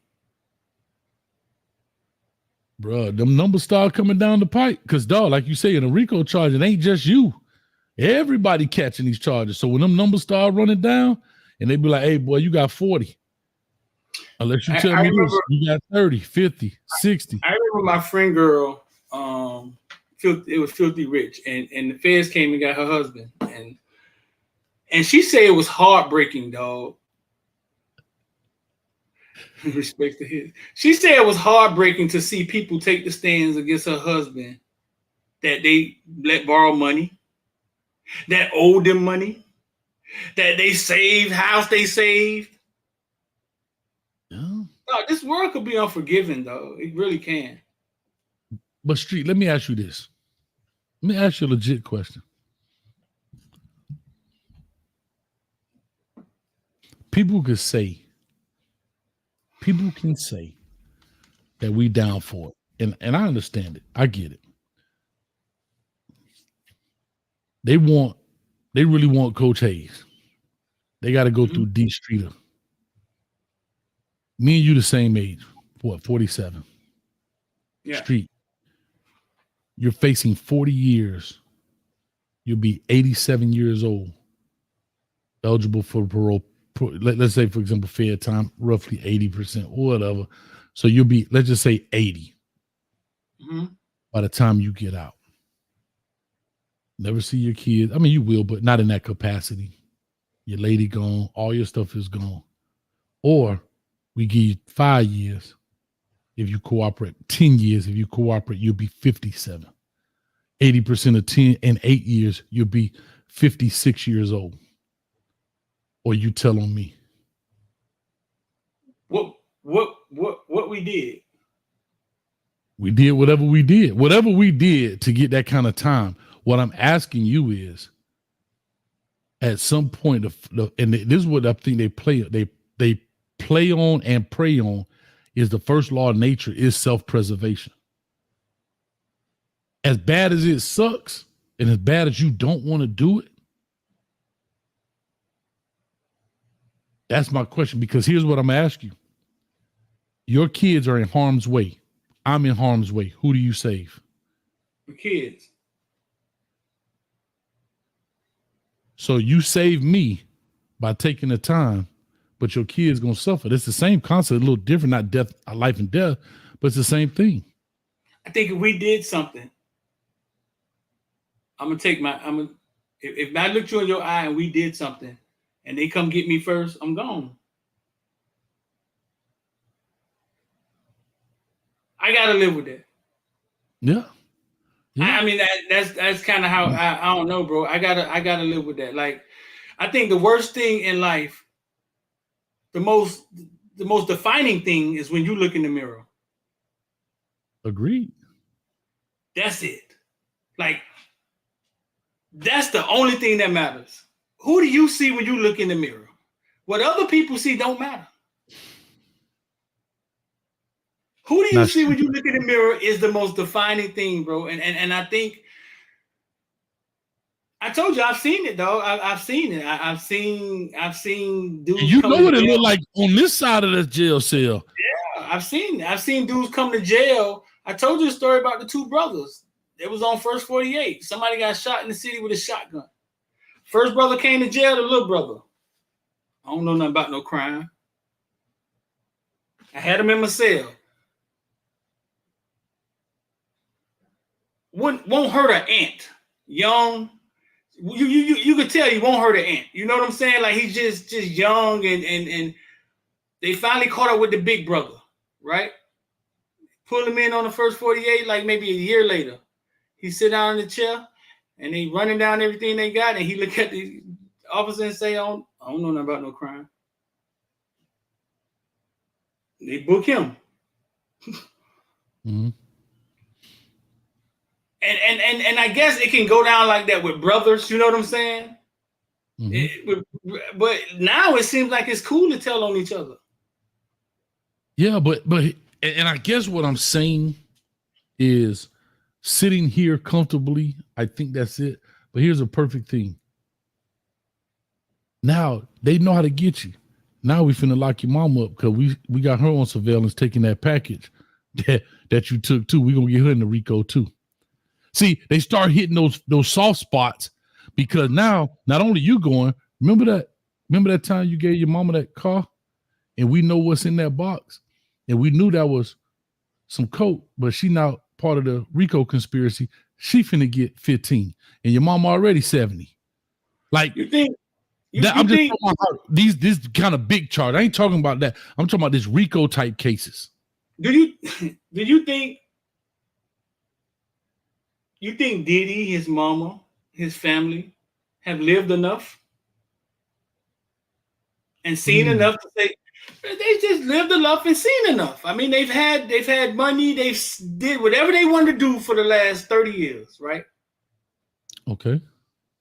Till it's like to where it's like, what else could I do? Exactly. So my thing is, what do you do now if I'm Diddy with that mindset? You was in it with me, and you like, well, Diddy lived enough to see. I worked for Diddy. I've been around him, but it wasn't mine. He the head of the enterprise.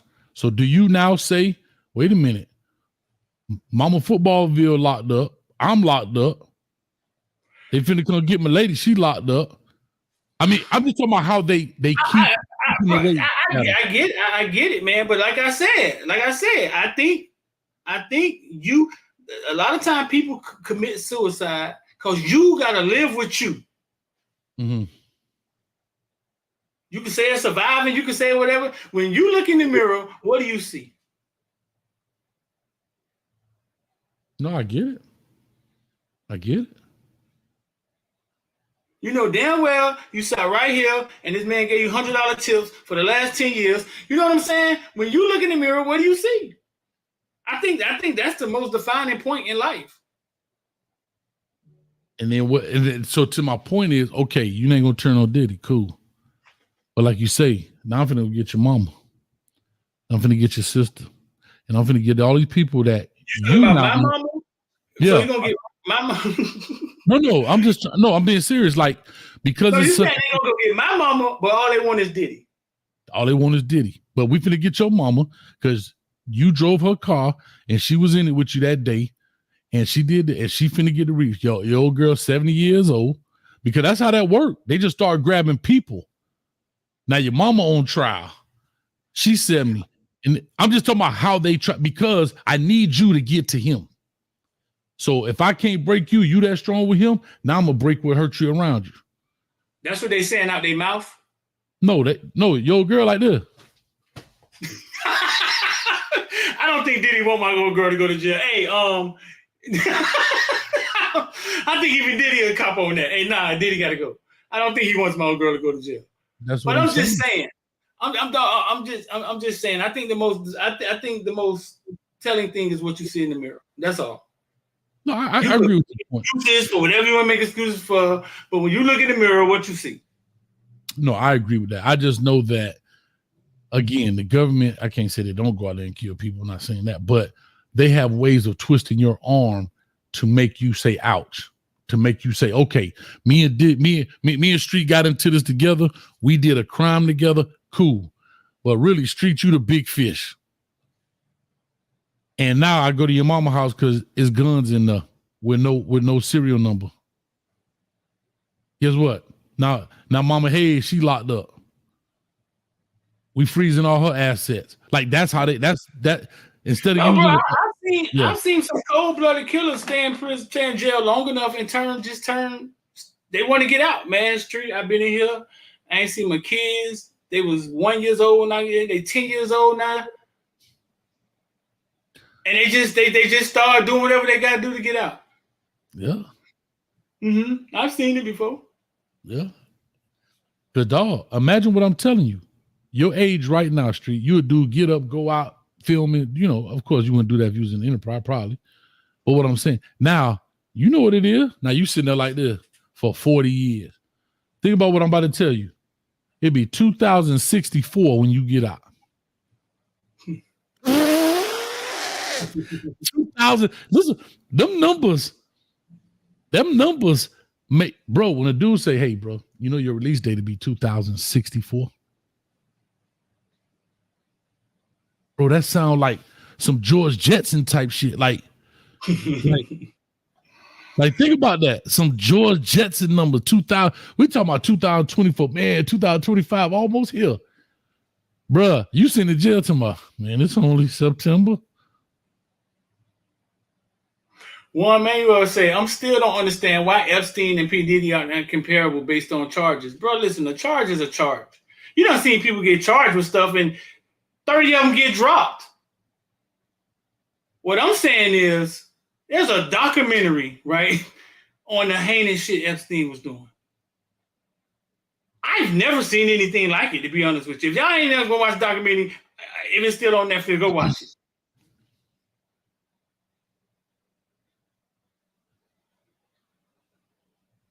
Charges are just charges are charges. So here's my only difference. And correct me if I'm wrong. I didn't see the documentary. I haven't seen it. I saw pieces with the girl. What's her name? You never saw the documentary, dog? That man set up camp in West Palm, and I think he ran through every high school in West Palm. Yeah. And she would go get the girls from high school. Yeah. Okay. And I think there lies the difference, right? As of right now, I don't think any young girls are involved with Diddy, from my understanding. Again, that's all I know of it. I mean, so I think there is a huge difference. We're still talking about victims, but we're talking about also the age. We're talking about, like you said, they 15, 16 years old versus, 25-year-old Instagram models and 25-year-old dudes or whatever they are. I don't know, bro. Rocky say street, don't be naive, bro. Bro, naive is something street ain't. We just don't talk about everything up here. We don't talk about everything. You know what I'm saying? But naive is something the street ain't. Y'all don't be naive, is what I say. Yeah.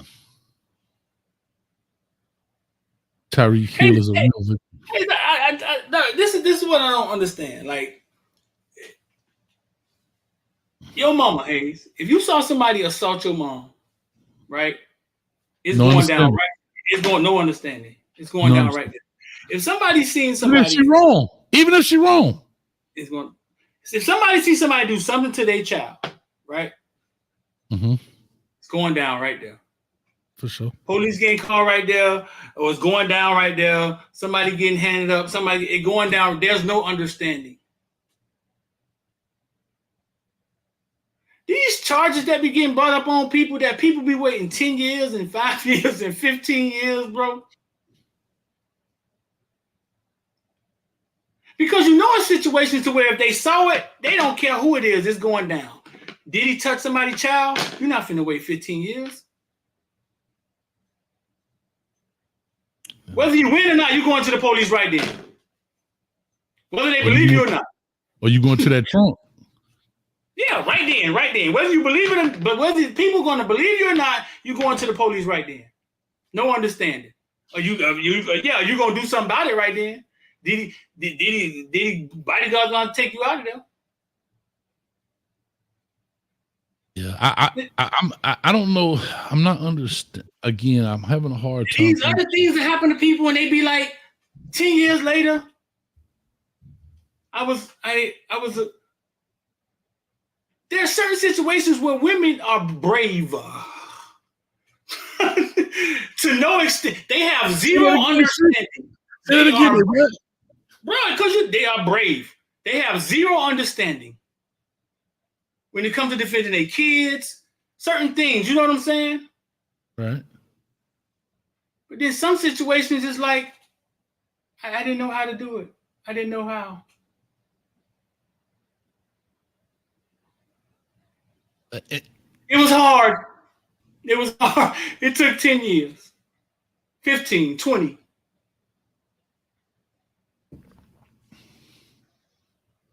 Yeah. But you on Bad Girls Club and fighting and talk about screwing and all this stuff. Like that, yeah. I think that right there is my issue, bro. That if you were a person that was hurt and you were a person that it took time, I get it. But then you're living your life in this same realm. I don't know, dog. Because like you said, you don't want to sound like you're victim blaming because And the reason I'm saying that, because there are people who are really everybody putting up money. Because because I know, because dog, we know women can be very brave. We've seen women emotionally jump in front of dudes beating up their dude. Yeah. Yeah. Dude get knocked out at the club, she be like, stop, get on top of him. Stop. Taking blows and all. Yeah, you right, Street.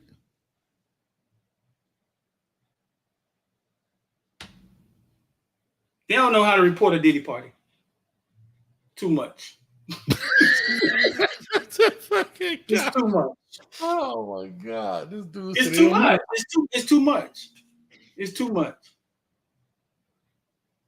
So here's my question. Would he be okay? I'm just asking because I don't know. And I would love to have a lawyer up here. If we had a lawyer in the chat. Is it okay? What if everybody comes to the Diddy parties have to sign NDAs? When you come, you have to sign an NDA. Here's your freak off. Here's your freak off NDA. It say freak off at the top. It say freak off. It say freak off at the top. What would the NDA say though? You would be subject to spit on, pissed on. What would it say? What would it say? You just checking off shit. You just checking off shit. Pissed on, yeah. Spit on, yeah.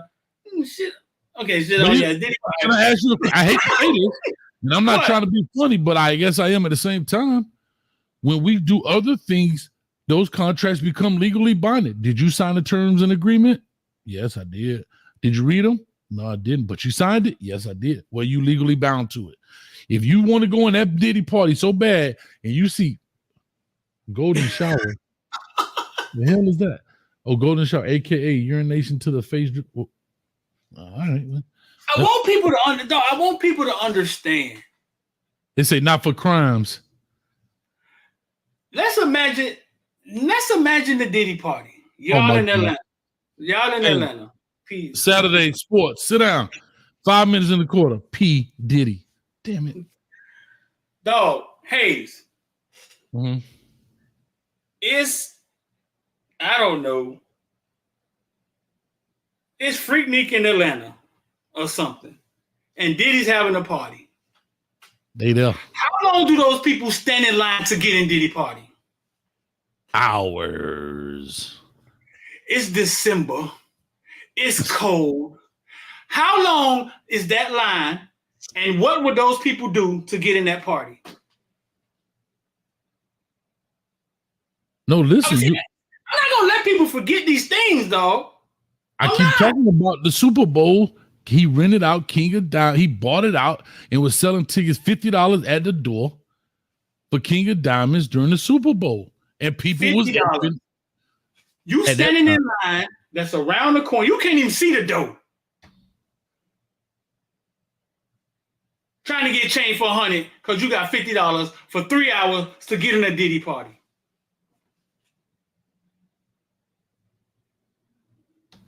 Why, Hayes? Why?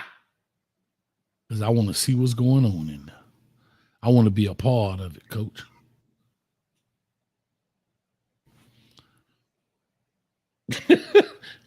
Keith Chamberlain says the diddler and the Pied Piper in prison.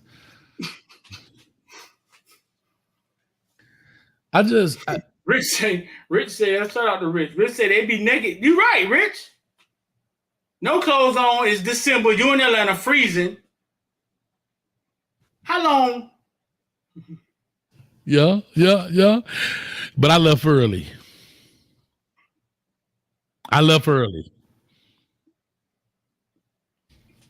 Ain't none of y'all gonna believe me. I left early.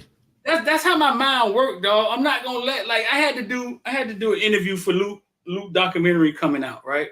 And it was asking me about Luke and people pushing back against him being a coach and Uncle Luke at one time, now he coached kids. I was like, bro, the same people that want to take him down is the same people he raised. They was in the club saying, pop that coochie. There was the same people. Yeah. It's your birthday, bitch. Then Monday they put on their dress and now they want to take. It's the same people he raised. Tina, it's your birthday. Go, Christy. It should be, and let her name be Christy or Tina, one of them names he spit out on that record. They definitely played that song. They definitely played that song. If you're a Virgo, a Taurus, a Pisces, he gave out all the signs, so you know you played that song. And then they say he not fit to be around kids. He raised you.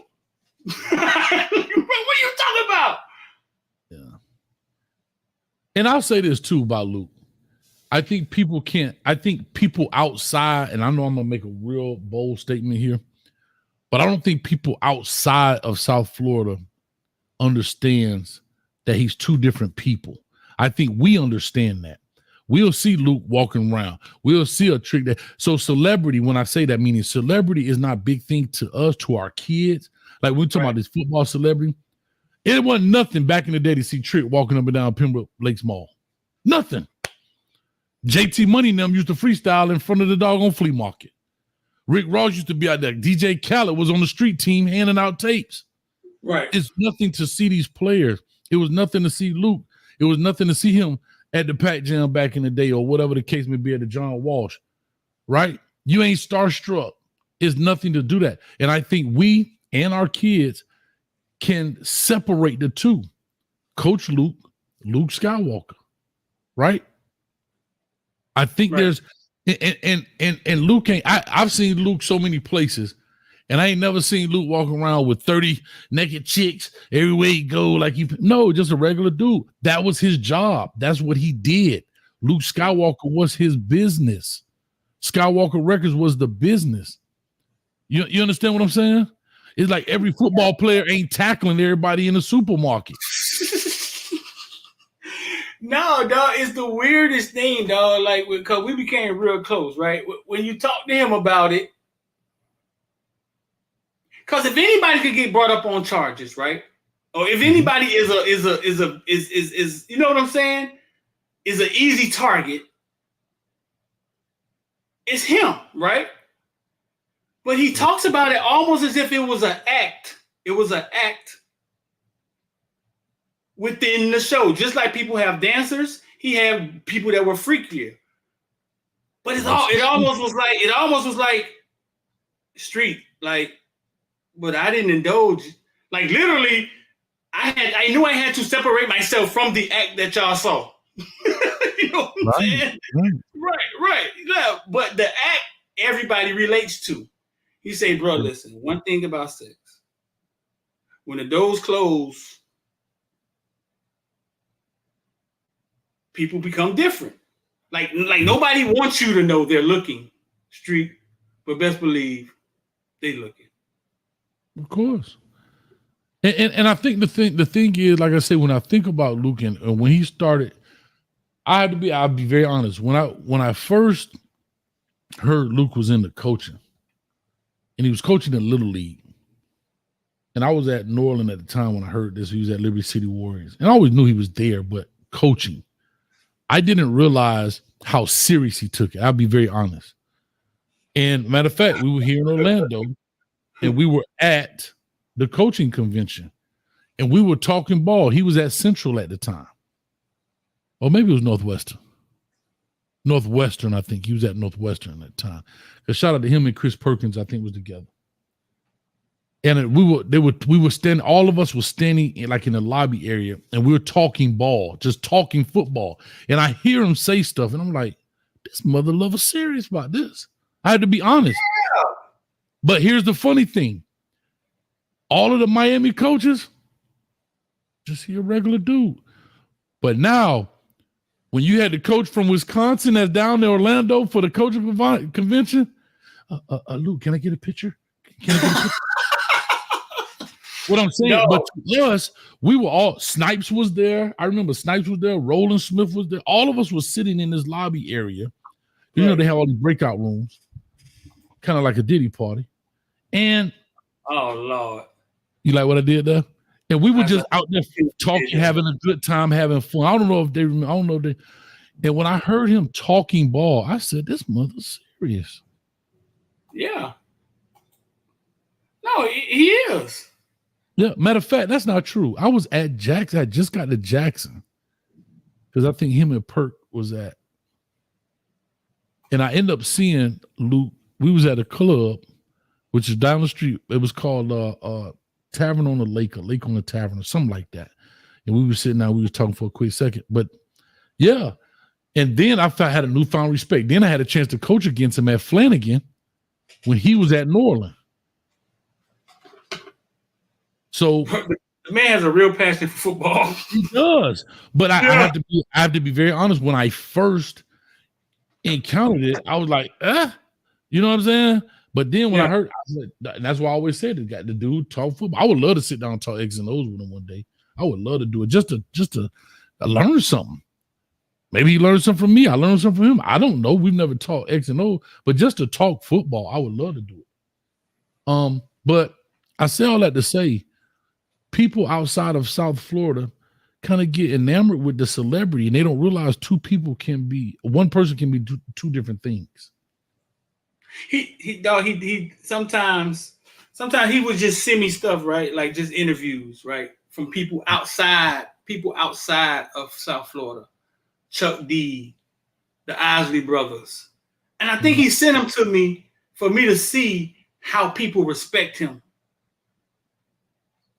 Like I watched the Isley brothers, all of them, like the dad, and you know what I'm saying? The dad was in the OJs, right? Talk to him like Luke showed us a good time, but he ain't got nothing but respect for Luke on the interview. The OJs, dog. Mm-hmm. Chuck D, right? You know what I'm saying? The man been like the man have been through a lot. He could talk to you about anything, man. But a lot of time people try to write him off, man, and that be my problem. And they do it. Yeah, they do it because of what it is. Sex is taboo, right? It's the thing that don't nobody talk about doing. But hell, you can't go on Twitter without somebody getting. You can't even go on Instagram without seeing. You can't even go on Facebook without looking at seeing what? Whatever you want to see. So I get it. I understand it. But I don't know. Shout out to Luke, man.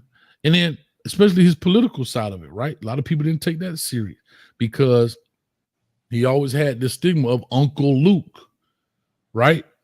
Right.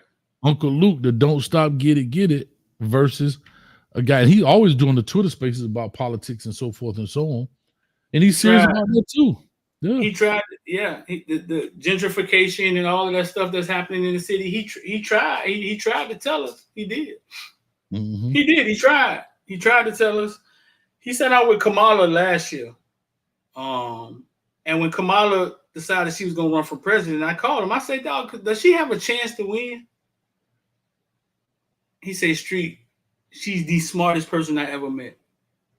He said, what's going to happen is the money going to start coming in on her side. He said, she is going to win. And this one, I thought she didn't have a chance. Mm-hmm.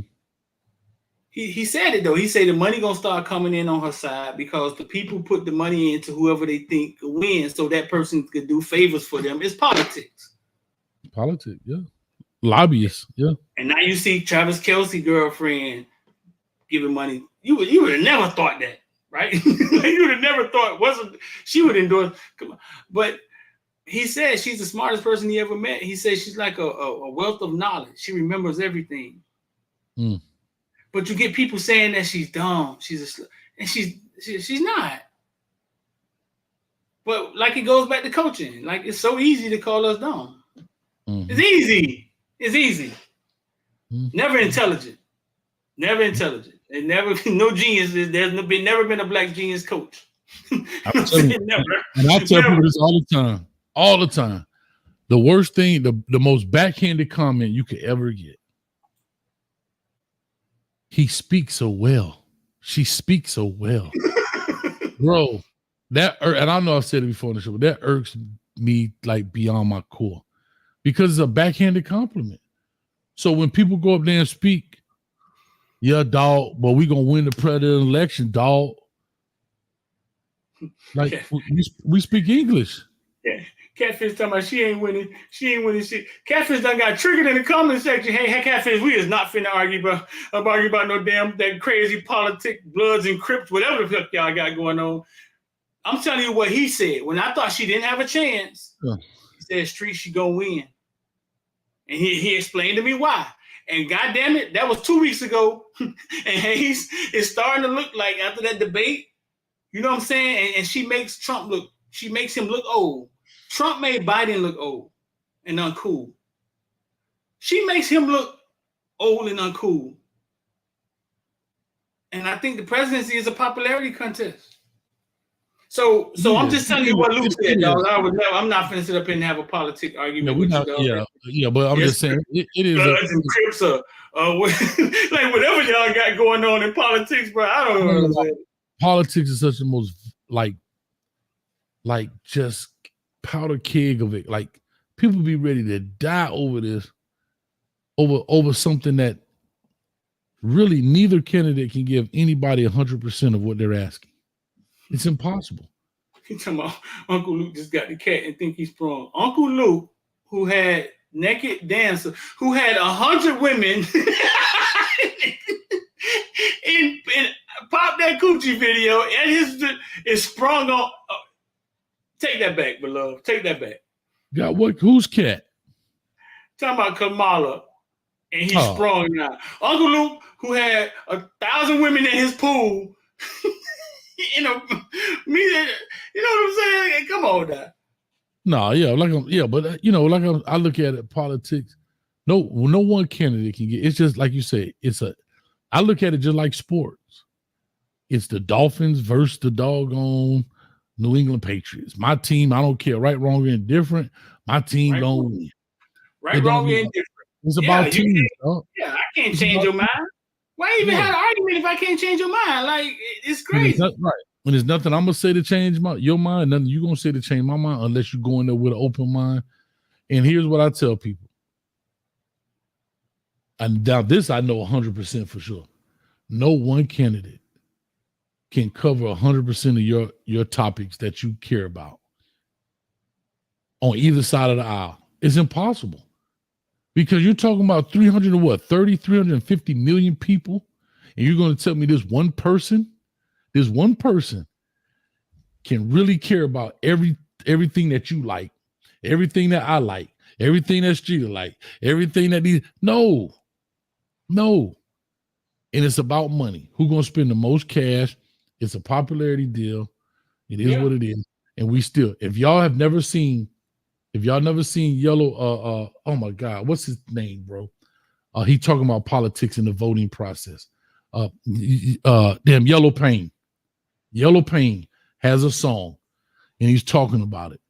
And all we talk about is the figureheads, and we ain't talking about the real puppet masters. Is who? Congress and Senate. So I'm gonna leave that there. The Senate and the House of Congress. We don't talk about those people. Those are the real puppet masters. Yeah. Those are the ones that make the thing go. But I'm gonna leave that there. But do me a favor, Yellow Pain. Matter of fact, LMV, if you're still in the building, if you can find that, it's called Vote. I'll put it in the chat. Don't worry, because I know. Great, it breaks it down, man. This dude, I don't know why this cat not famous, man. Why he's not famous? You just said it. Talking positive stuff, I guess. Yeah, nobody want to hear nothing positive, man. People want to see a train wreck. Yeah. My vote don't count. Yep. Matter of fact, I got it right here, so I'll just put it in there. If you can't play that, we can play that, right? No. You want to try it? Nope. Huh? Nope. You can always cut it out.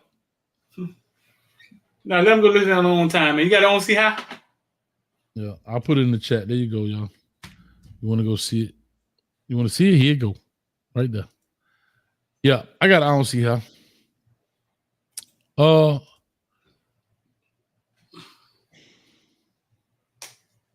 don't see how it's brought to you by Coach Hayes Football. All things Coach Hayes Football. If you care, just hit the like, share, and subscribe button. That's all I'm asking today. We've been on here 2 hours. We around here. Shout out to Holson. We're on the Holson on Holloway time right now today. And the coach is supposed to be up here for 20 minutes.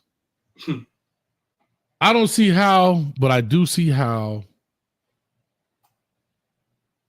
this is where football is headed. We talked about the Wesley Bassane hit. We talked about the other hits that we saw throughout football. I never thought I would see a day that football became this. I'll put us at the bottom right here. Check this out, Street. Can y'all see that? Is that big enough?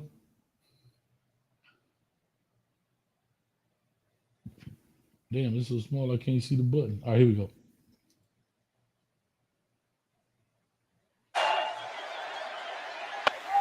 Scrambles. Sets the feet. Now he runs. Oh, Lord, look what we got. We got Scrambles. Sets the feet. Now he runs. 10 seconds left. What are you talking about? Look at this. This just old swing block, but watch what he does.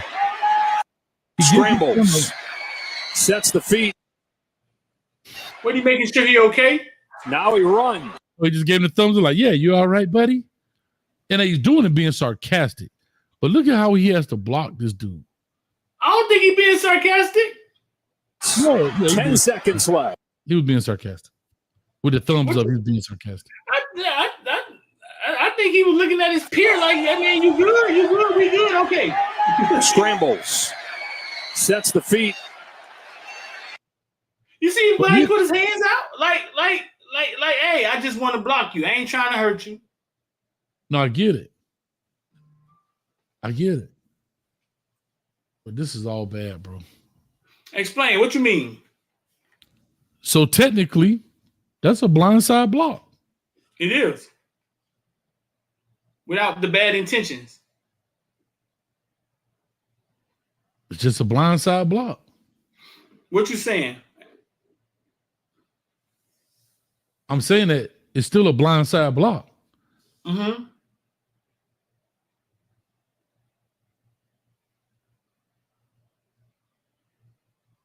So why they didn't throw the flag? You saying it should still be a blood flag? Yeah, because I tell people referees, a referee has actually told me this. You can't referee intent. You have to referee what was. Just like when a dude gets pushed down and he falls into the knees of the quarterback, they still gonna throw the flag. He didn't intend on doing it, but he still hit him there. I didn't intend on targeting you, but my helmet hit yours. So therefore, there's the flag. See, this is what I'm talking about when you talk about the rules. That's the funny thing, is that when you talk about the rules of this game, the rule is blindside block. So I don't know how else you block the dude. Like, how do you make a blindside block rule? Because that's exactly what he did. Now, he didn't do it violently. Right. He did. But the dude still fell down.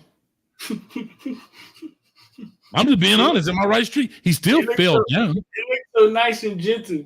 Catfish Gene 11, shout out for the 999. Say, check out my new show tonight on FX at 10 p.m. Aaron Hernandez, American Sports Story. We winning over here. All right. So shout out to Catfish Gene. He is an actor in the building. He's been on here before. I know I've seen him in a couple of things. Shout out to him. Yeah. He's an actor. Been in a few things. What's your name? What role are you in there, bro? So we can look out for you. You ain't playing the cellmate, are you? You ain't planning to do that at the Diddy party, is you? I ain't. I'll be messing. Nah, that'd be pretty cool. That's pretty cool, man. Congratulations to you, Catfish, man. Also, thank you for the $9.99, man. We got an actor in the building, man. You saying he should have been called? No, based on what I'm saying, the rule. I'm bringing this up because just like this, the law ain't the law. It's all when you want to enforce it. Yeah. It's the same thing. And that's really why I did this, to try to see if anybody would say, hey, the law is the law. Meaning,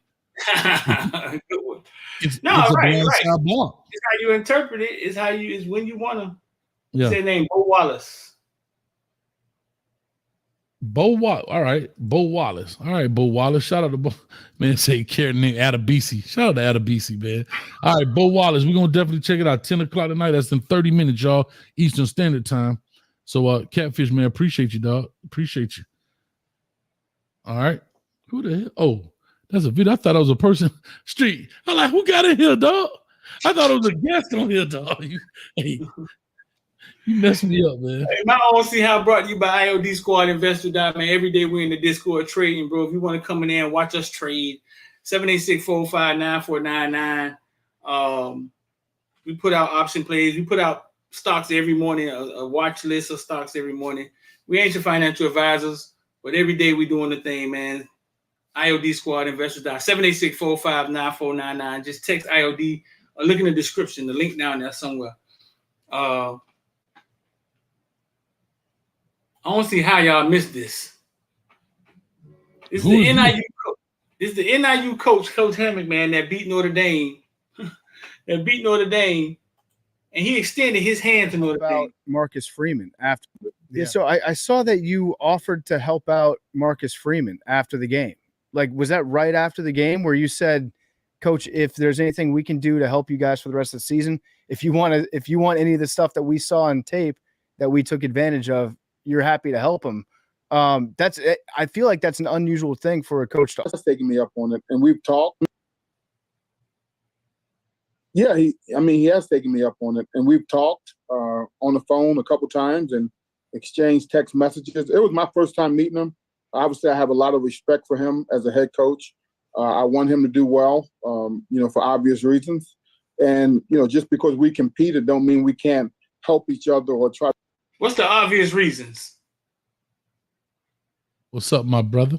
To assist each other to make each other better.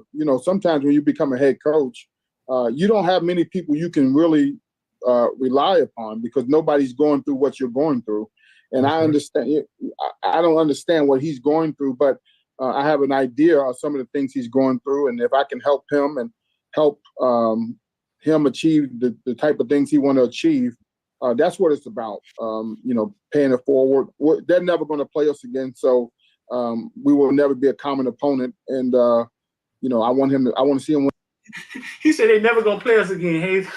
he threw a quick one in there, huh? But listen, this doesn't happen often, Hayes. But what he just did, Street, is what I was talking about. Your opponent is looking for your weaknesses. You heard what he said. I exploited what I saw that you didn't do well. Let me just do this quickly, if you don't mind. I would love to see. Watch this. Because this is what I was talking about earlier in the show.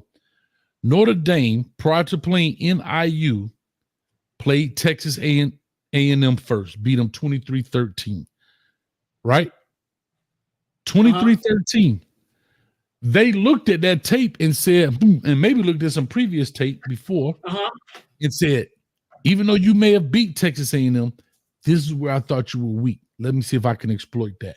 I go back and look at the Oregon State Bowl game. You beat them 40-8, convincing win. But guess what? There were some weaknesses in there I thought we could exploit. So what you do well, I'm going to stay away from. But what you do bad, I'm going to try and put you in. So if you play 3x1 bad, I'm going to constantly play you in 3x1 to see if you fixed it. But if you play 2x2 great, why the hell I'm going to line up in 2x2? But Notre Dame is watching their own film every week, right? Mm-hmm. They can't see their weaknesses? Sometimes you're too close to it. Right? It's like when you write, let me ask you, you've written stuff before. Put this back up, we feel so small. You've written stuff before. You have a word in there misspelled and you read right past it every time because your mind knows what it's supposed to say, even though it's misspelled. You've written it. Right. That's why you have proofreaders. Right. Yeah. And they got a fresh set of eyes. They're looking at it different. And also his experiences from being with the Ravens and so forth has said, I've seen this before potentially. This is how we skinned that cat when we were with the Ravens. And he has never seen that cat skint before. And it worked well for him. You'd be surprised. So many moving pieces to this game, bro. Got to love it. But this doesn't happen often, right? What do you mean? a coach beat you and then be like, "Hey, listen, man, we'll let you know what we saw, bro." If they're not friends, no. A relationship doesn't start that way. I'll put it that way. Now, if I worked for Marcus Freeman somewhere and I went on somewhere else, I may come back and say, "Hey, coach, I saw this, and that." You know what I mean? But to start a relationship, no, it doesn't usually start that way. If you're Marcus Freeman, you light skinned just like him. You might know how light skinned dudes think. If you're Marcus Freeman and he just came in your house and upset you, right? As a coach, are you personally mad at him? For calling me and saying that? No, just for beating you. Just literally for beating you. Are you personally mad at him, or is it like a respect duel thing?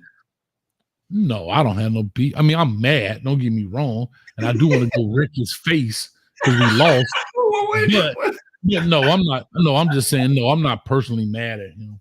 So it's like boxers. It's like a boxer. Y'all box for 12 rounds, and then after y'all hug. Well, a little bit different because that dude is actually punching me in my face. I got players getting hit on, so it's a little different.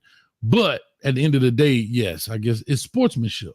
So am I mad that he whooped me? Yeah. Now, if he talk a little trash, I got to give him, you know what I'm saying? I'm a trash talker too. But if you beat me, you beat me. I get it. I'm not tripping. I mean, I'm hot. Don't say nothing. Like when we go to shake hands, don't say nothing crazy, dog. Like, don't be like, you know what I'm saying? Be like, "Hey, good game, coach, man. Good job, man." Like Shadur did the quarterback. "Hey, man, you talking all that trash on Instagram, boy. Told you can't fuck with me, boy." Well, you ain't see that? You saw that? Yeah, I saw it, but I ain't mad because he initiated it. I'm just saying, if I ain't said nothing to you, you ain't said nothing to me, coach, good. And I tell you this, a lot of coaches don't know each other in football. A lot of coaches don't know each other. Like he just said, that was his first time. You've been to play this dude, and your first time was talking to him was after the game. Think about that. I've never in basketball, y'all usually on the same side of the court. Y'all close proximity. Y'all see each other. You're not 54 and a third across the field from them, yelling, "F you." And most coaches, when you watch them shake hands, they just touch hands and turn and go. They ain't got nothing to really say to each other. It's just a formality. Most coaches be like, "Hey, all right, bye." Now, if they know each other, if Jimbo and Nick Saban playing, you know, they'll do that, but they don't stay there alone. They ain't got time to sit there and talk with you. Just whoop my behind, bro. Man. Nah, coaching is different. Like football coaching is way different.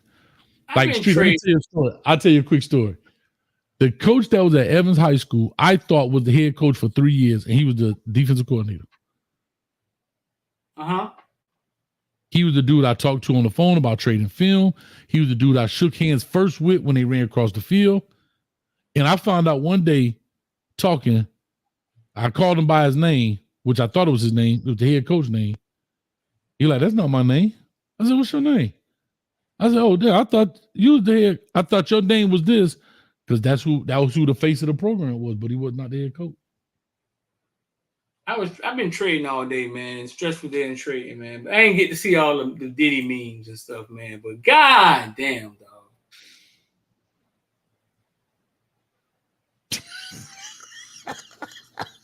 Boy, man, I'm just gonna get off the internet, man. Because come on, bro. Is that Twitter? Is that coming from Twitter? Where's the source of that? That's our villain. That's in the crib. Let me see what the source of it at, though. I tell you, if it's Twitter, it's the devil's workshop, dog. Twitter is the devil's workshop. Of course it's Twitter, dog. Of course it's Twitter, dog. Ecto Trial, Crocodile. Come on, man. Pedophile. He said, Ecto Trial, pedophile. Come on, man. Oh, the internet is undefeated, bro.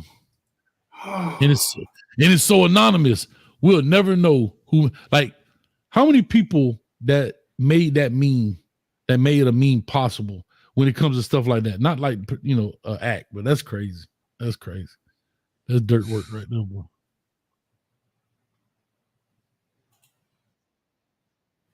I don't see how. I got another one before I get off here. I don't see how the hell Cash App tripping, man. They making everything business accounts, and they capping out how many doggone things you can get per day. And they want your social security number and everything. Man, look here, bro. Apple Pay, Zelle, leave Cash App alone. Yeah, I'm finna leave that alone. They tripping, dog. They tripping. Like they're gone too far, brother. Yeah, Apple Pay, Gone too Zelle, far. Cash App alone. All right, man, let's get up out of here, man. Got cheeks to clap. All right, now street. All right. They gonna hey, they gonna wind this tape on you. I know, dog. I know. Dog, you know it's messed up when you're not sure if can you rape your wife? Bye, man. Bye. He said grape, YouTube. He said grapes.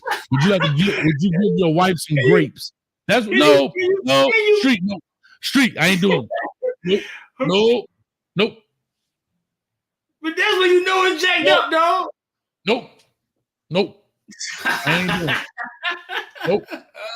it. Nope. Heck no. I ain't doing that one. That's when you know it's jacked up. Shannon Sharp face. Nope. Nope. YouTube, he said, can I give my wife some grapes? That's what he said. Nope. I ain't doing nope.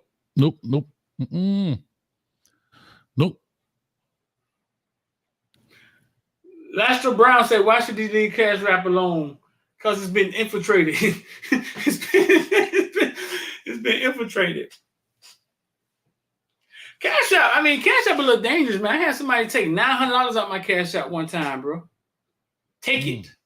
I ain't never left that much in there.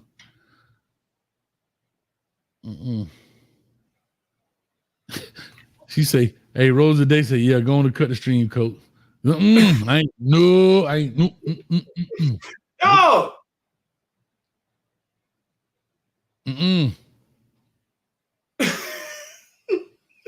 Catfish say, nah, they heard it. Catfish, I heard grapes. I heard YouTube, he gonna give his wife some grapes. That's what I heard. Let's ask Charlemagne. What Charlemagne did? Charlemagne stupid, dog. He gone too far. Is it too early for free DD shirts? Man, they done denied them bail. Hell no, it ain't too early. Better hurry up and get him out before Wednesday.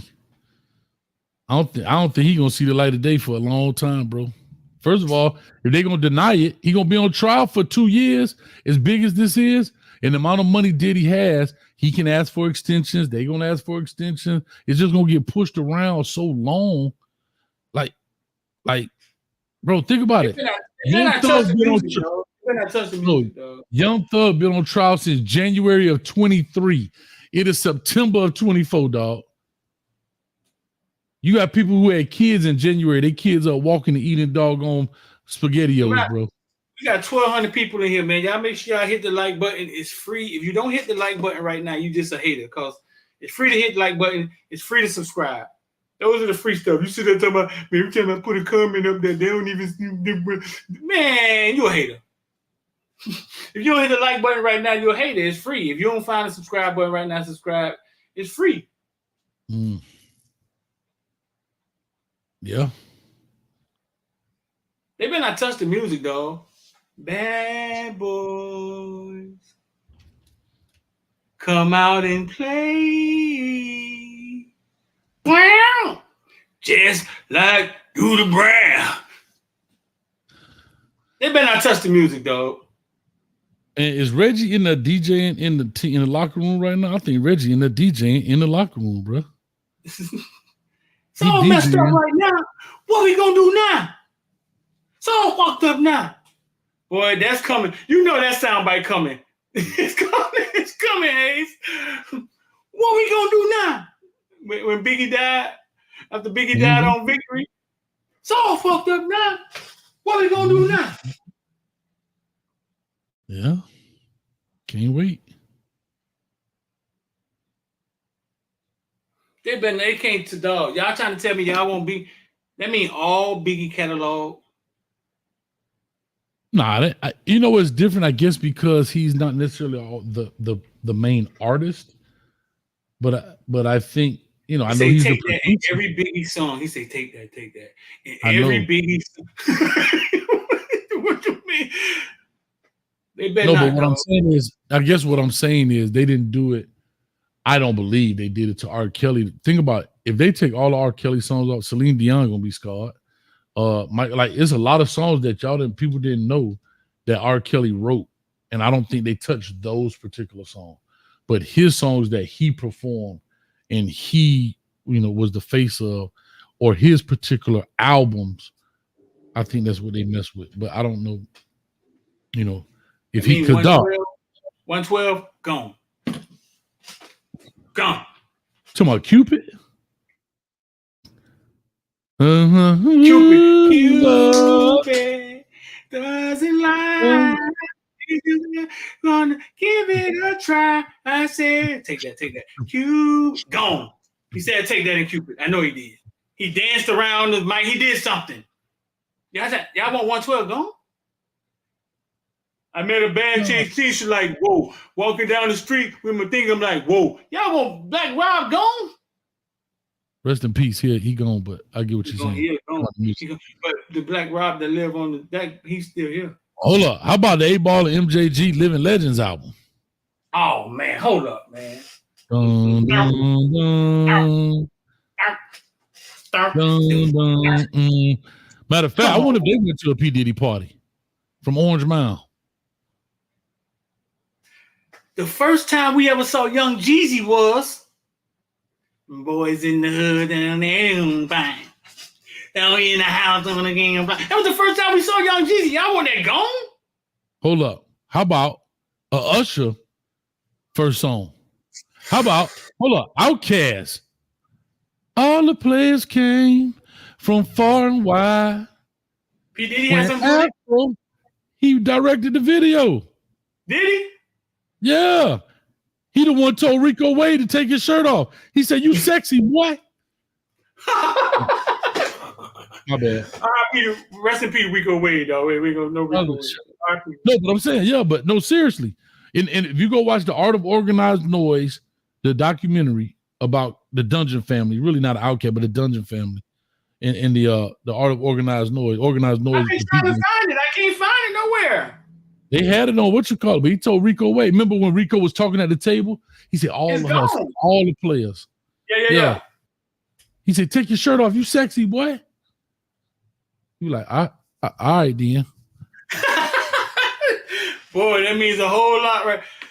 No, I've been looking for it. I can't find it. Y'all want that gone? Where's Art of Organized Noise? You serious? No, it ain't on Netflix no more. It ain't on Amazon. I wonder why. Oh, that thing came out in 2016.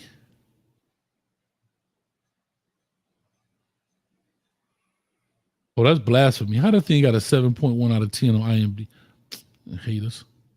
Give it a try. You bet Cupid doesn't lie.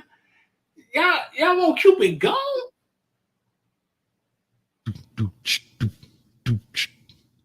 Remember how I used to go straight into Biggie verse on the album? I don't think y'all remember that. Anyway, go get the album. I ain't even touched none of Mace. We ain't said not one Mace song. I'm good with that. Except the cats and hosters, girls on shoulders, Playboy. I told you. Oh. 24 hours. Got 24 hours to live. Just think. Where would we go? What would we do? Who would we? Oh, I know who they are. We're going to be at a freak off.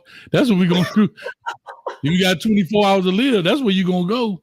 Hey, what? Y'all won't make got 24 hours to live. Just think. Where would we go? Ooh. What would we do? Who would we screw? Yeah.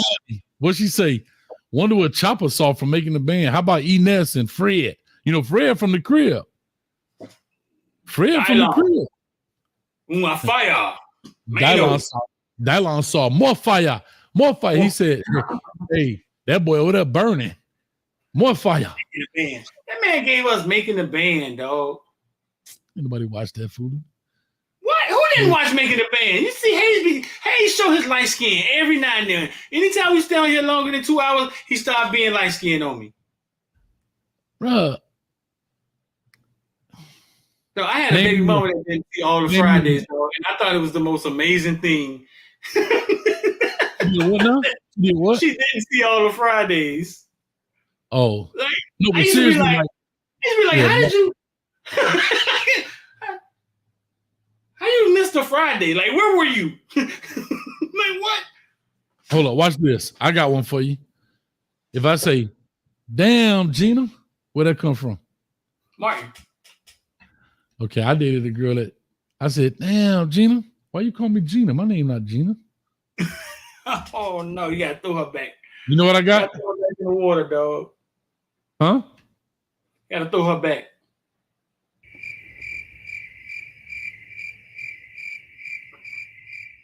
Yeah, it was all bad. I like, damn, Gina. She's like, my name not Gina. Who's Gina?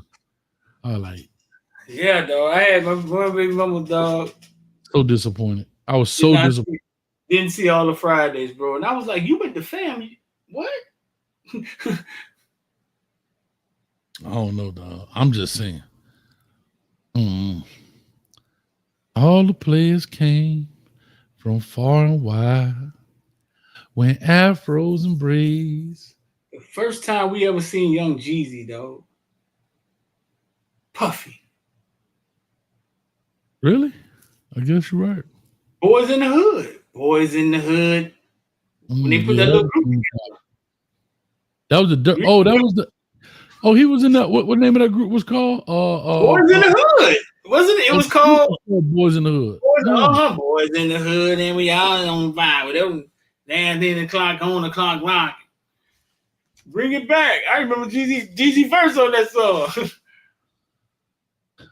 Oh, them boys. Okay, yeah, it is Boys in the Hood. It's them boys, but the song was called Boys in the Hood. I got you. Yeah. No, they were Boys in the Hood. Okay. Wow. They couldn't come up with a better one than that. I don't know. Maybe I'm hating. Yeah, I'm hating. Beloved said I didn't even know about making the band until the Chappelle skit. Yeah, by the cheesecake. And now she's complaining about he made us walk to go get cheesecake. Nobody make you do nothing. That's my point. See, like, this is the stuff, like, okay, I got to get off of here, dog, but this is the kind of crap I be talking about. You sign up to be on the show. Right. You still have a choice. Right. You have a choice in life, but you chose the fame and the money that come behind it, and it doesn't work out. Now it's, I'm a be and complain because guess what? If that going to get that cheesecake got you a cheesecake NIL deal, you wouldn't have complained. Yeah, it's like saying the third person that everybody put thumbs up in the chat. Third person put thumbs up in the chat, get a Polo Timmy shirt. Got you. Let's go. Ready? Third person that put thumbs up in the chat, get a Polo Timmy shirt, right? Go. How long the delay is? 10 seconds. Oh shit, that's a long time. No, it's coming right now. 3, 2, 1. 3, 2. We got 1,200 in here. One. All right, that's the first one. That's the first one. There go the first one. Second one. Star. That's what they were doing. They was waiting for somebody. Brandon Brown in the building.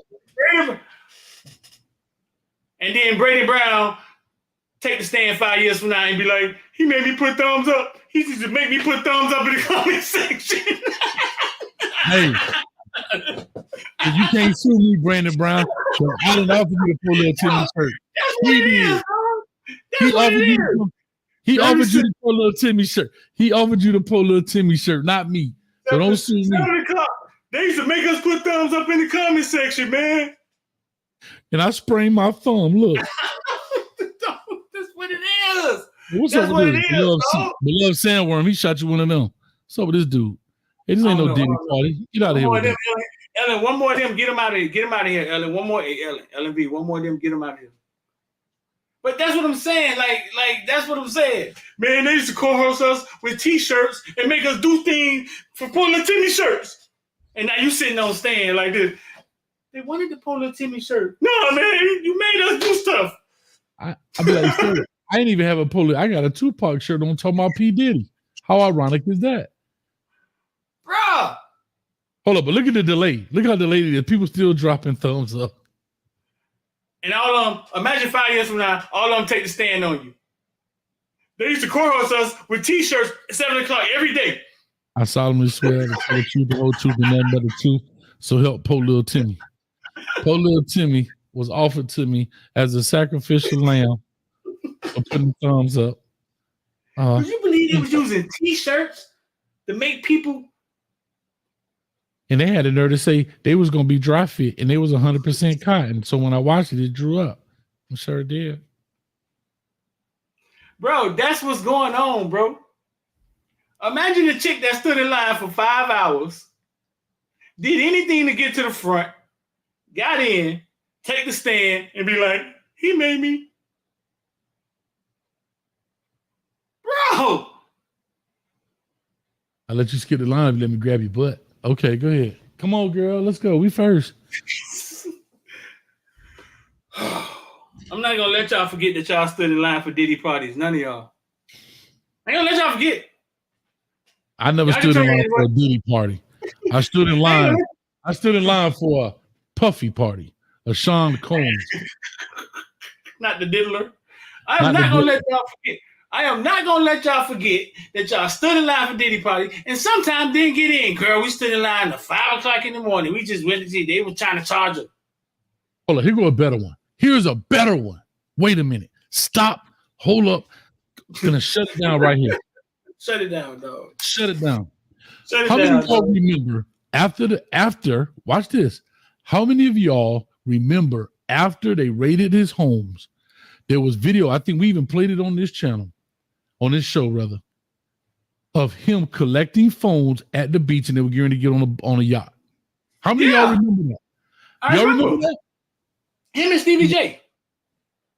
They were in Miami and they got the bag and they be like, hey, bro, I know you got 2 phones. Put both of them in here. Right? Right. Now, imagine the allegations are already out. All this is out in the public now. It ain't like it's just talk to him, dog. Talk to him. It's geniality. Ain't no security on that door, right? Shout out to you know it's all love, baby. But no security at that door. Ain't no private room there. Everybody already heard the allegations. He's on camera collecting cell phones to get on this yacht. And if anyone, the allegations already out. You willing to give up the allegations already out. He gonna lock you on the yacht for 3 days and drug you up. And you like, take my cell phone. You can have it. Like this. Girl, you want to do this? Bro, make it make sense, dog. Make it make sense, dog. Make it make sense, dog. Hey, girl, you took a picture of his license plate? Okay, you sent it to your brother? All right, I will put our phones in here. You know, girls like take a picture of your license plate and send it to somebody for you going to You want a yacht? Your brother ain't got no boat. Girl, you call your brother. He got a jet ski, don't he? Okay, we going. Put the phone in there. That's what this stuff. That's what life is, bro. Even in the midst of perfect example, dog. Even in the midst of being accused of heinous things, there's women at the beach lining up to get on the yacht.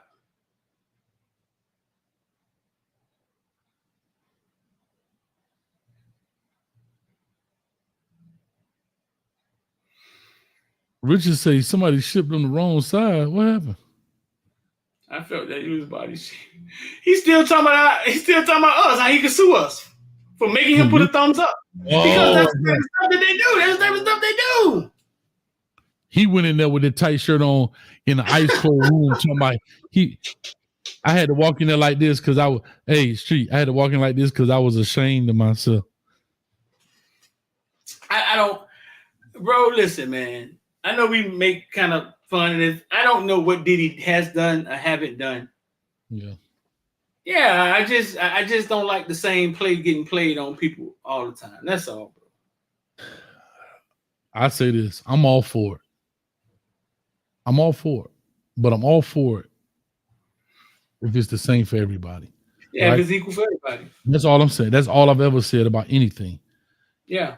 What's good for goose, good for the gander. Bro, yeah. Anyway. We could talk about that till I hear you. Man, let's get off here. I think it's the longest hate streak. 1,249 people in the building. We are on Facebook, YouTube, and X, aka Twitter. We rocking in here, man. We appreciate y'all. Go ahead and hit the like, share, and subscribe button. It's football season. I know we ain't really, we talked a little bit of football. Shout out to Wazoo. What was the name? What's Y-Son? Why so? Yeah. I thought he was coming in here to get away from Diddy. White Son saw the thumbnail, thought he was coming in here to get away from Diddy. Street, you took my. That's a perfect example. My thumbnail got a picture of Diddy on the billboard, and it say he been a bad boy. Mine said Diddy man down. And a picture of Diddy, and he came here to my why we ain't talking football. My thing, Sean P. Diddy Combs arrested by the feds. Hayes Street. What yours say? Read yours at the top. Mine say P. Diddy man down. He came on my side of the street. So he clearly, this is a perfect example of what we're talking about. You came into the club, you saw what the club was about. You walk past the sign. Hold on, here go the best part. You walk past the sign. Right. Here go the best part, Street. You're not even a member of the club. He gonna give directions on what should be happening in the club. That's a perfect club. Shout out to Wise. Maybe he was just saying, man, damn. Maybe he just was exhausted from Diddy on his timeline. Was just like, man, damn. I thought I was finna come in here and hear Coach Hayes explaining what a cover 2 is. If you saw cover 2, I would give him all credit if he saw cover 2. If he saw cover 2 on the thumbnail or on the title, I'd be like, that dude got a point. Right? He got a point. You know that's supposed to be you right there, Coach Hayes, with the green jersey on, right? I saw that, man. I saw that. I figured that was me, yeah. Why can't get a coach hat, though, dog? With a whistle. Let's get out of here, man. Got some cheeks clap. Get your cheeks clap, man. Cheeks. I just want to show y'all this, too. There go my thumbnail. Where on there is any football? Man, you worse than them, man. Why you pick that picture of Diddy? Because that's when things started going wrong with him. That's him at the summit with Earn Your Leisure. That's when it started going wrong for him, when he talked about suing the alcohol company. And I didn't know that. I just put it because they had the police sirens on it. Did Diddy cover 2? He probably covered 3 or 4 if you want to know the truth. Diddy covered about 4, 5, 6 y'all at one time. For days. For days. And the freak offs. And every man in here talk about, dang, he had freak offs for days. Watch this. I'm gonna show y'all real. Put a thumbs up in the chat if you would go to a P. Diddy party tomorrow if he said innocent. If they found out, oh, the lady lied, everything was wrong, the prosecutor was BSing, none of this was true, she was just trying to make a name for herself. How many of y'all would attend a P. Diddy party tomorrow? Yo, lying, put a thumbs up in the chat. Put a thumbs up in the chat. And anybody who put a thumbs up is gonna be just an avatar with a name. It ain't gonna be their face on the nigga geniality. She say never. Yeah, ain't talking about never. Knowing she done stood outside with them stilettos on. Look at Brandon Brown. Look. Hey, speaking of A63, boy, you made the good, bad, and ugly A63. Did you see that? Well, okay. Bro, boy. Yeah, y'all. Well, listen, man. I ain't gonna let y'all forget that people were standing in line for hours to get in the Diddy party, bro. They want to get diddled. Now's a punchline. Let's get out of here, man. You yawning and shit, man. Hey, I'm hurting, boy. No Diddy. With all that being said, man, we appreciate y'all. Much love. 1,254 people in the building. You ain't see it, dog? Go watch the good, bad, and ugly, bro. Go watch the good, bad, and ugly. Matter of fact, I'm gonna make that my I don't see how tomorrow.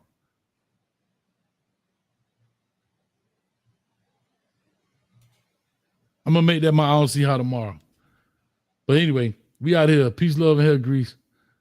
Footballville mama so strong, she holding up that building that's leaning right there. We out. Peace.